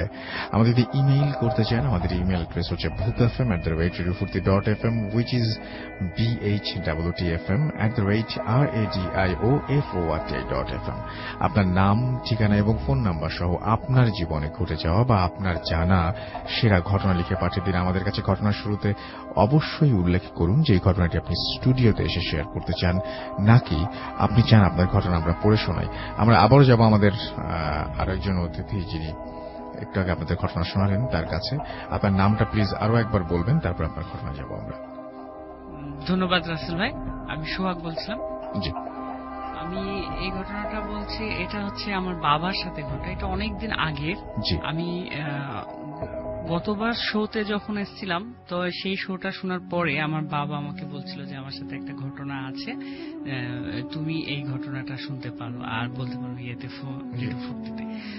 সো আমার বাবা আমাকে যেভাবে বলছিল, এটা অনেক দিন আগের মানে ঘটনা, যেটা হচ্ছে আমার বাবা যখন বিয়েই করেনি, আমরা যখন এখন হইনি তখনকার ঘটনা। অনেক মানে তখন আমার বাবা খুব ইয়াং, 17-18 বছর বয়স, এই টাইপের। সো আমার বাবা হচ্ছে কি যে যখন রাতভর হচ্ছে কি যে অনেক রাত পর্যন্ত জেগে থাকতো আর হচ্ছে অনেক জায়গায় যেত, ঠিক আছে। তো এরকমই আমাদের যে রাজশাহী শহরের যে আলুপট্টি মোড় বলে একটা মোড় আছে, এই মোড়টা হচ্ছে অনেক পুরনো একটা মোড়। আচ্ছা। আর এই মোড়ের উত্তর দিকে একটা রাস্তা চলে যায়, যেটা হচ্ছে ঘোড়ামারা থানা। তো এইদিকে আমি একটু বলে রাখি যে রাজশাহীটা হচ্ছে হিন্দুদের একটা ছিল, অধ্যুষিত একটা এলাকা ছিল। একটা সময় এখানে অনেক হিন্দু ছিল, এখন বর্তমানে এটা কমে গেছে। কিন্তু হিন্দুদের যে বাড়ির যে কালচার গুলা ছিল, এই কালচারে বাড়ি এখনো রাজশাহীতে আছে। আপনি যদি রাজশাহীর আনাচে কানাচে ঘুরেন, এরকম দেখতে পাবেন যে অনেক আগের মতো বাড়ি, আগে ডিজাইনের বাড়ি। তো এরকমই ওই জায়গায় আলুপট্টি থেকে উত্তর দিকে ওই জায়গায় একটা হচ্ছে বাড়ি ছিল। ওখানে হচ্ছে আমার আব্বার হচ্ছে কি যে চাচি, তার মানে আমাদের দাদি হচ্ছেন। তো ওই চাচিদের বাসায় কোনো একটা ভ্যাকেশনে সবাই এক জায়গায় বেড়াতে যায়। তো ওই চাচিদের বাসায় হচ্ছে কি যে আব্বা, ওই চাচি, চাচা আর হচ্ছে আব্বার একজন ফ্রেন্ড থাকেন রাত্রে। তো ওই বাসায় যখন থাকা শুরু করছেন, তখন হচ্ছে আমার বাবা একদিনকে রাত্রে শুনছেন কি যে ওই বাড়িতে ছাদে কোনো একটা সমস্যা আছে। আমি বাড়িটার একটু ডিসক্রিপশনটা দিয়ে যে বাড়িটা একটা লম্বা বাড়ি ছিল, 2 তলা বাড়ি, আর বাড়ির সামনে হচ্ছে একটা করিডোর ছিল, লম্বা একটা করিডোর ছিল, আর 2 তলা বাড়ি, ছাদ সিস্টেম। তো ছাদের উপরে ছিল হচ্ছে রান্নাঘর। তো একদিনকে রাত্রে আমার বাবা ঘুমিয়ে আছে, মাঝরাত্রের দিকে হচ্ছে যে আমার বাবার হঠাৎ করে ঘুমটা ভেঙে যায়। ঘুম ভেঙে যাওয়ার পরে আমার বাবা শুনতে পাচ্ছে কি যে কোনো একটা সময় যদি রান্নার আয়োজন করা হয়, রান্নার আয়োজনে ওই যে মশলা বাটার জন্য যেই শব্দটা হয়, পাটা এবং শিল দিয়ে যেটা হচ্ছে মশলা করে, এটার যে শব্দটা হয়, এই শব্দটা হচ্ছে কোথায় থেকে হচ্ছে? ওই রান্নাঘর থেকে হচ্ছে। মানে ছাদের উপর যে রান্নাঘর হচ্ছে, এই রান্নাঘর থেকে হচ্ছে। এখন আমার বাবা বলছে, আমার ওই চাচিকে, বাবার চাচিকে বলছে, মানে আমার দাদিকে বলছে যে দাদি এটা কি হচ্ছে? তখন হচ্ছে তুই ঘুমিয়ে যা, এটা শুনতে হবে না তোকে। তখন বলছে আচ্ছা ঠিক আছে, দিয়ে তখন হচ্ছে কি যে আমার আব্বা ঘুমিয়ে যায়। পরবর্তী দিন আবারও ঠিক একইভাবে, এবার হচ্ছে ওই যে থালা বাসন নাড়াচাড়া করার যে শব্দ, এইরকম শব্দ হচ্ছে। তখন আমার আব্বা একটু কিউরিয়াস হয়ে আমার আব্বা একাই বলে কি যে আজকে আমি যাবো, ছাদে যেয়ে দেখবো। আর একটা বিষয় কি যে আমার আব্বার একটা জিনিস খুব ছিল যে একটু মানে রাতভর ঘুরে বেড়াতো, আর হচ্ছে কি যে মানে দোয়া দুরুদের উপরে খুব বিশ্বাস ছিল আমার আব্বার। তো আমার আব্বা ছাদের দিকে আস্তে আস্তে উঠে যায়, সিঁড়িতে উঠে যাওয়ার পরে যখনই ছাদের ফ্লোরে যখনই পা দেয়, তখনই হচ্ছে এই আওয়াজগুলো বন্ধ হয়ে যায়। বন্ধ হয়ে যাওয়ার পরে আমার আব্বা একটু দাঁড়িয়ে যায়, বলে যে হঠাৎ বন্ধ হয়ে গেল।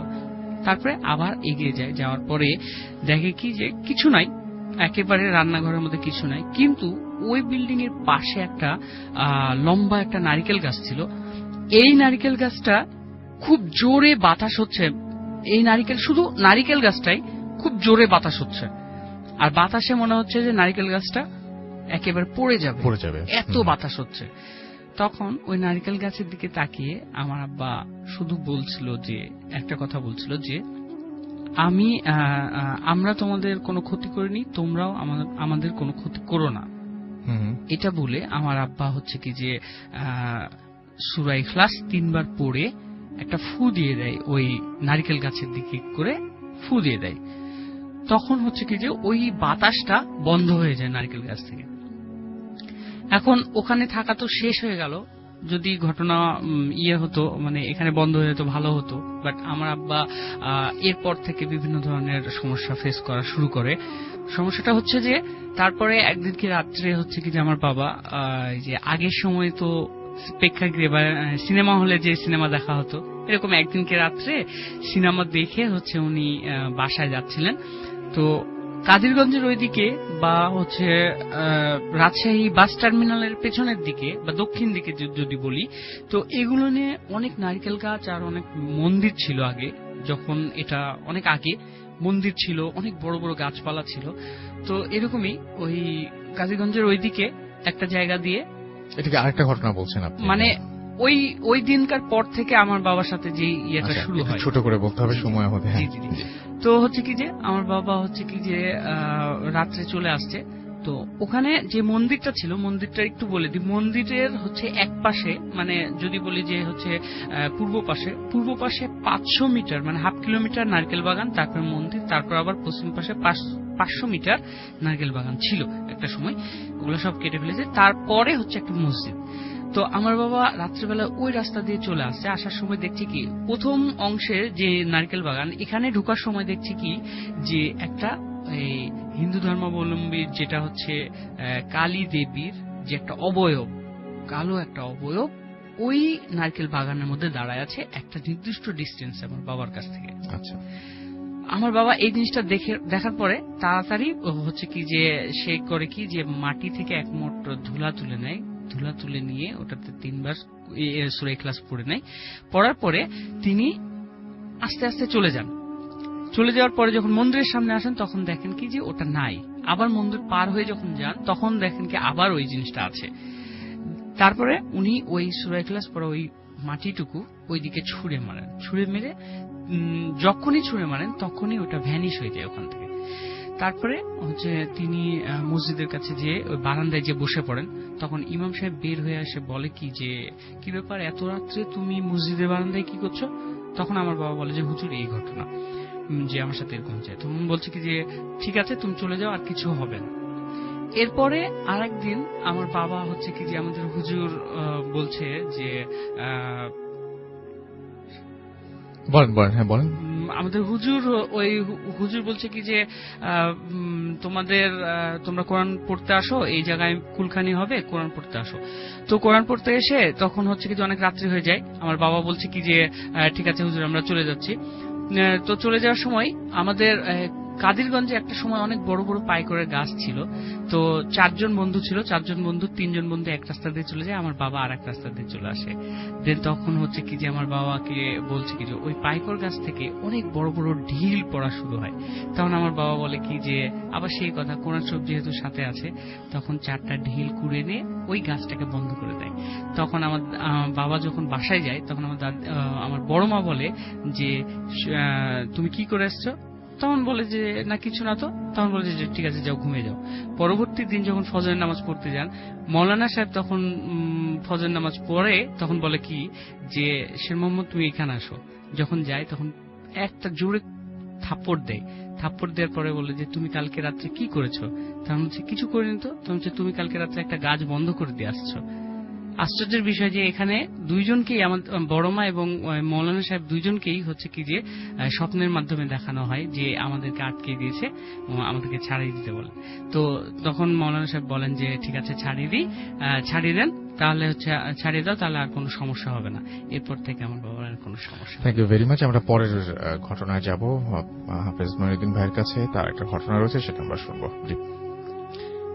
নতুন বাড়ি আমাদের এলাকা থেকেই, লালবাগ এলাকার কাছেই নতুন বাড়ি তৈরি করা হয়। বাড়িটা তো বেশ পুরনো ছিল। যখন ভাঙা হয়েছে বাড়িটা, সেই বাড়ি থেকে কান্নার শব্দ হতো। পরে তারা এই বাড়িটা হুজুরকে কিনা বাঁধাই দিলেন। পরবর্তীতে যখন নতুন বাড়ি করা হলো, দোতলা বাড়িটা খুব দ্রুত করে কালারিং করেছেন, কিন্তু সেখানে এখনো লোকজন কেউ বসবাস করেননি, যাননি এখনো। কিন্তু প্রতিটা রুমের মধ্যে এবং প্রতিটা দরজার কাছে সামনে দিয়ে রক্ত দিয়ে লেখা ছিল ওম। ওম লিখে রাখছে এবং ঘরের ভিতরেও সে রক্তের দাগে ওম লেখা। তো যখন উনি দেখলেন এই রক্তের ভেজা প্রতিটি দরজার সামনে এবং ঘরের ভিতরেও দেয়ালে ওম লেখা, উনি খুব ঘাবড়ে গেলেন যে কি ব্যাপার, এটি কি? ঘরে তো কোনো লোক নেই, ঘরে কোনো লোক এখনো আসে নেই, থাকে নেই, এই রক্ত দিয়ে দেয়ালগুলো নষ্ট করলো কি? আর তখন উনিও বুঝতে পারছেন যে ঘরটা কেমন গুমট বাঁধা ভার লাগে। তখন সেই মৌলানা সাহেবদেরকে বললেন যে আপনারা যে ঘর বাঁধা দিয়ে আসছেন, আমার এরকম কোন সমস্যা দেখা দিতেছে, প্রতিটা দেয়ালের মধ্যে রক্তের মধ্যে ওম লেখা। তখন হুজুর এসে বলতেছে যে ঠিক আছে, এটা তো আমাদের পক্ষে সম্ভব না, আমরা পারবো না, আপনারা অন্য কাউকে স্মরণ করতে পারেন। পরবর্তীতে সে আমার কাছে আসে, আমি সেখানে উপস্থিত হয়ে যখন আমি বসি, তখন আমি বুঝতে পারি যে এটা জিনের আসতে আছে। তো রাত্রে ওদের সাথে আমি বললাম রাত্রে 8টার দিকে আমার সাথে বসেন। রাত্রে বসলো, আমি কোরআনের থেকে একটা সূরা আয়াত কাগজের মধ্যে লিখি। যখন আমি কোরআন খুলে লিখতে আরম্ভ করলাম, তখন খুব বিরক্ত করতেছে, দরজাগুলো নিচ থেকে বন্ধ হইতেছে, খুলতেছে। এটা আপনি একদম তার মানে এটা হয়, এটা আমরা যা দেখি আমরা তার মানে এটা হয়। আচ্ছা, তখন ওই লোক তো যিনি আমার সাথে বসা ছিলেন, উনি ভয় পেয়ে বলতেছেন মাইজুদ ভাই, এটা আমার ঘরের না, হয়তো আপনাকে সাথে করে কিছু নিয়ে এসছেন। আমি হাসে বলতেছি না, আপনি চুপচাপ বসেন, কোনো ভয় নেই। উনি বলতেছে আমি থাকতে পারবো না, কারণ দেখতেছে উনি স্বচক্ষে দেখতেছে দরজা খুলে যাচ্ছে, বন্ধ হয়ে যাচ্ছে, খুলে যাচ্ছে, বন্ধ হয়ে যাচ্ছে, আর আমাকেও বিরক্ত করতেছে। উনি চলে গেলেন। পরবর্তীতে আমি যখন লেখা আরম্ভ করলাম, তারপর আমাকে খুব বিরক্ত করাতে আমি রেখে দিলাম। লেখাটা বন্ধ করে দিয়ে আমি মোরাকাবায় বসে পড়লাম হাজির করানোর জন্য। লোককে হাজির করে কেন বিরক্ত করে আমি এটা দেখবো। আমি মোরাকাবায় যখন বসে হাজির করালাম, তখন সে এসে বলতেছে যে যখন এই বাড়িটা পুরনো ছিল, সেই বাড়িতে একটা ছোট্ট মাটির কলসের ভিতরে তাকে বন্দি করা ছিল। আচ্ছা, যখন মিস্ত্রি ঘর যারা কাজ করে তখন এটা ভেঙে গেছে, যখন খুঁড়ছে ভেঙে ফেলাতে ও মুক্তি আজাব পেয়ে গেছে। উনি বলতেছে এখন এই বাড়ি আমি থাকবো, আর কাউকে থাকতে দিব না। আমি যেহেতু ছাড়া পেয়ে গেছি, আমাকে এখন বন্দি করাও যাবে না, আমাকে তাড়ানো যাবে না, আমি এই বাড়িতেই থাকবো, আর এইখানে কাউকে আসতে দিব না। পরে আপনি কি তাকে তাড়িয়েছেন এখান থেকে? ওকে, থ্যাংক ইউ ভেরি মাচ। আমরা একটা ছোট্ট বিরতিতে যাব এবং বিরতির পরে আমরা আবারও ফিরে আসবো। সেই পর্যন্ত আশা করছি আপনারা আমাদের সঙ্গেই থাকবেন। Stay tune to radio Foorti and don't stop the ফুর্তি। Bhoot FM, the night comes alive with Graminphone.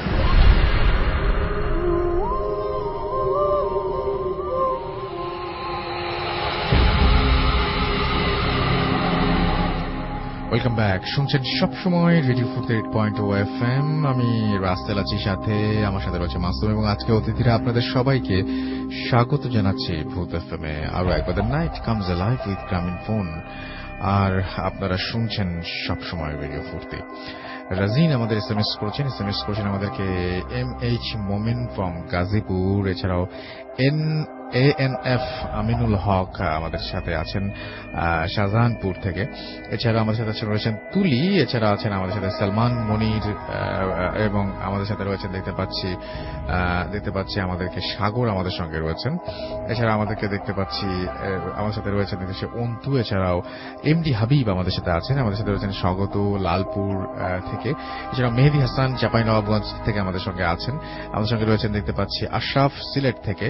এছাড়া আমাদের আমাদের সঙ্গে রয়েছেন দেখতে পাচ্ছি নাসিম ফার্মগেট থেকে, আমাদের সাথে দেখতে পাচ্ছি এসকে শামীম আছেন, এসকে তারপরে সৈকত আমাদের সঙ্গে রয়েছেন, অনামিকা ফরিদপুর থেকে আমাদের সঙ্গে আছেন, আমাদের সঙ্গে রয়েছেন আজমিরা, এছাড়া আমাদের সঙ্গে রয়েছে দেখতে পাচ্ছি ফুর্তি শুভ চক্রবর্তী, এছাড়া আমাদের সাথে রয়েছেন দেখতে পাচ্ছি আরো অনেকেই। আপনি যদি থাকতে চান, আপনি যদি আমাদের SMS করতে চান, তাহলে মোবাইলের মেসেজ অপশনে গিয়ে টাইপ করুন ফুর্তি FORT ফুর্তি স্পেস আপনার নাম স্পেস আপনার মেসেজ পাঠিয়ে দিন 9840 নাম্বারে। আমরা চলে যাব আমাদের পরবর্তী ঘটনায়। আমাদের নতুন একজন অতিথি আছেন, তার নামটা আমরা একটু জানতে চাই। আপনার নামটা প্লিজ একটু বলবেন, তারপর আপনার ঘটনা শুনবো আমরা। আমার নাম নজরুল ইসলাম অপু, আমি পোস্তলা থেকে এসেছি। জি, আমি এখন উদ্ভিদ বিজ্ঞানে অনার্স করছি, অনার্স তৃতীয় বর্ষে পড়ছি। আচ্ছা, শুনি আপনার ঘটনা। আমি আমার স্টোরিতে চলে যাচ্ছি, যেটা আপনি আমাদের পাঠিয়েছেন সেই ঘটনাটা আমরা শুনি। আচ্ছা ঠিক আছে। জি, ঘটনাটি হচ্ছে 2009 সালে। তখন আমি নবম শ্রেণীর স্টুডেন্ট। রাসেল ভাই বলে রাখা ভালো, আমি সব সময় 5 ওয়াক্ত নামাজ পড়ি এবং আমি একজন কোরআনে হাফেজ। আচ্ছা, তো সবসময় 5 ওয়াক্ত নামাজ পড়ি, এটা মানে আমার একটা অভ্যাস। আমাদের এলাকার একটি ঘটনা, আমাদের এলাকাতে একজন মুসল্লি ছিল যিনি একজন পরহেজগার, এবং বলা যায় এলাকাতে সবাই তাকে অনেক ভালোভাবে চেনে এবং খুব শ্রদ্ধা করে তাকে। অনেক ভালো একজন লোক। তো রাসেল ভাই, যে ঘটনাটি সেটি হচ্ছে, মানে যে ঘটনাটি বলবো সেই ঘটনাটি ঘটার ঠিক আগে যে ঘটনাটি ঘটেছিল সেটা হচ্ছে আমাদের এলাকার অপোজিটে যে একটি রাস্তা ছিল, রাস্তার অপোজিটে হচ্ছে মসজিদ। তো মসজিদে নামাজ পড়তে যেতে হলে ওই রাস্তাটি ক্রস করতে হয়। তো ওই রাস্তাটি ক্রস করতে গিয়ে অন্য এক মুসল্লি ট্রাকের ধাক্কায় মারা যায়। তো তখন থেকে মসজিদের ইমাম সাহেব অনেক মানে মুরব্বীদেরকে বলেছিল যে আপনারা একটু দেখে শুনে রাস্তা পার হবেন। তো আমাদের এলাকাতে যে মুরব্বীটি ছিল, যাকে আর কি আমরা সবসময় শ্রদ্ধা করি, তিনি সবসময় দেখতাম যে ফজরের নামাজের যখন আজান হতো তখন সে বাসা থেকে বের হতো, এবং আমি যখন বাসা থেকে বের হতাম, বাসা থেকে বের হয়ে যখন রাস্তায় আসতাম, তখন আমি আমার এলাকার মোচড় থেকে তাকে দেখতে পেতাম তার বাসার সামনে, এবং তিনি ওই এলাকার একজন স্থানীয় মুরব্বী। তো আমি যখন তাকে দূর থেকে দেখতাম, দূর থেকে দেখে আমি তার কাছে আসতাম এবং তাকে সালাম দিতাম, এবং সে সুন্দরভাবে আমার সালামের জবাব নিত। এবং যে ঘটনাটি ঘটতো, তখন আমি যেতাম, আমার পাশাপাশি সে যেত, জিকির করতে করতে যেত। তখন আমি কখনই আমি তাকে কোনো কোশ্চেন করিনি এ ব্যাপারে, বা কোনো ব্যাপারেই তাকে আমি কোনোদিনও কোনো কোশ্চেন করিনি। তো এভাবে অনেকদিন আমরা একসাথে নামাজ পড়ি, আমরা রাস্তা পার হই, পাশাপাশি সে আমার সাথে একসাথে রাস্তা পার হয়। তো এই ব্যাপারটি এর কিছুদিন পর তিনি মারা যায়, লোকটি মারা যায়। মারা যাওয়ার পর সামহাও আমি কোনো কারণে কয়েকদিন আমার ফজরের নামাজটা মিস হয়। তো একদিন আম্মু আমাকে অনেক বকাঝকা করতেছে, বলতেছে কি তুই আগের মতো ফজর নামাজ মসজিদে গিয়ে আদায় করিস না, এটা তো ঠিক না, তুই কালকে থেকে নামাজ পড়বি মসজিদে গিয়ে। তো ফজরের নামাজের সময় আম্মু আমাকে ডেকে দিল এরপরের দিন ডেকে দেওয়ার পর আমি যথারীতি উঠলাম। উঠে গিয়ে যখন আমি বাসা থেকে বের হলাম, বাসা থেকে বের হওয়ার যে মোচড়টা, সেই মোচড়টাতেই আমি আবার তার বাড়ির সামনে তাকে আবার দেখতে পেলাম। এবং আমি যখন তাকে দেখছি তখন আমার কোনোভাবেই মনে হচ্ছে না যে তিনি মারা গেছে। এই সেন্সটা আমার মধ্যে একটুও আসেনি, সত্যি কথা। তখন আমি তার পাশাপাশি গেলাম এবং তাকে আমি আবার সালাম দিলাম। সে আমার সালামের উত্তর নিল। উত্তর নেওয়ার পর তারপর আমি যখন যাচ্ছি, সেও আমার পাশাপাশি হাঁটছে। তো আমাদের ওই এলাকার একটি রিক্সার গ্যারেজ আছে, ওই রিক্সার গ্যারেজটিতে ভোর সকালবেলা অনেক মানে ফজর নামাজের আগে এবং পর থেকেই অনেক রিক্সাওয়ালা আসে মানে রিক্সা নেওয়ার জন্য। তো ওই রিক্সার গ্যারেজটা যখন আমি ক্রস করছি, ঠিক তখনই আমার মনে পড়লো যে আমি যার সাথে হাঁটছি সে প্রায় কিছুদিন আগে মারা গেছে। তো এই ব্যাপারটা হওয়ার পর আমি সাথে সাথে তার দিকে তাকাই ঘুরে, কিন্তু আমি তখন তাকে আর দেখতে পেলাম না। ঘটনাটি ঘটার পর আমি অনেক ভয় পেয়ে যাই ভয় পাওয়ার সাথে সাথে আমি খুব তাড়াতাড়ি দৌড়ে মসজিদে চলে যাই। মসজিদে গিয়ে আমি নামাজ পড়া শুরু করি।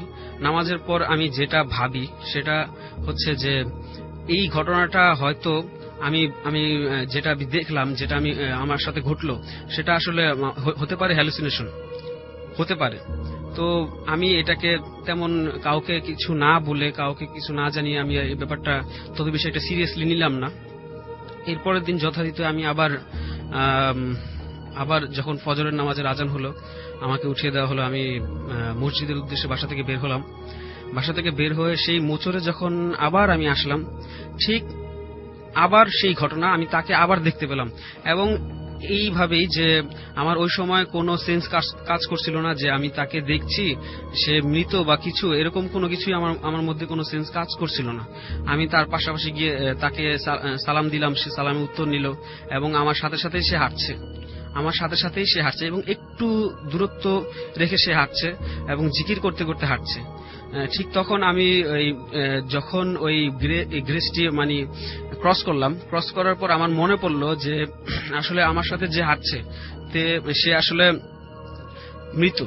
কিন্তু সেই সময়টাতে আমি আর পিছনের দিকে তাকালাম না। তখন আমার একটু ভয় হলো যে যদি আমি পিছনের দিকে তাকাই তাহলে হয়তো কিছু একটা ঘটবে। তো আমি সাথে সাথে হাঁটতে থাকলাম এবং দ্রুত হাঁটতে থাকলাম এবং সেও আমার সাথে হাঁটতে থাকলো।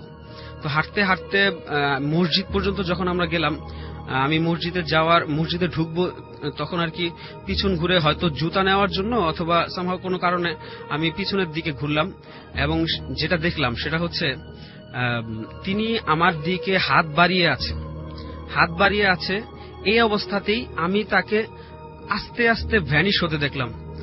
এমন ভাবে আমি এরকম জিনিস কখনো কল্পনা করিনি যে এরকমটা হয় কিনা, যে মানুষ চোখের সামনে ভ্যানিশ হয়ে যায় কিনা। তো দেখলাম যে একদম ভ্যানিশ হয়ে গেল এবং আমি তখনও ভয় পেলাম, কিন্তু এতটুকু সাহস ছিল যে এটা হচ্ছে মসজিদ, আমার কোনো ক্ষতি হবে না ইনশাল্লাহ। তো এটা ভেবে আমি মসজিদে চলে গেলাম। মসজিদে গিয়ে নামাজ আদায় করলাম।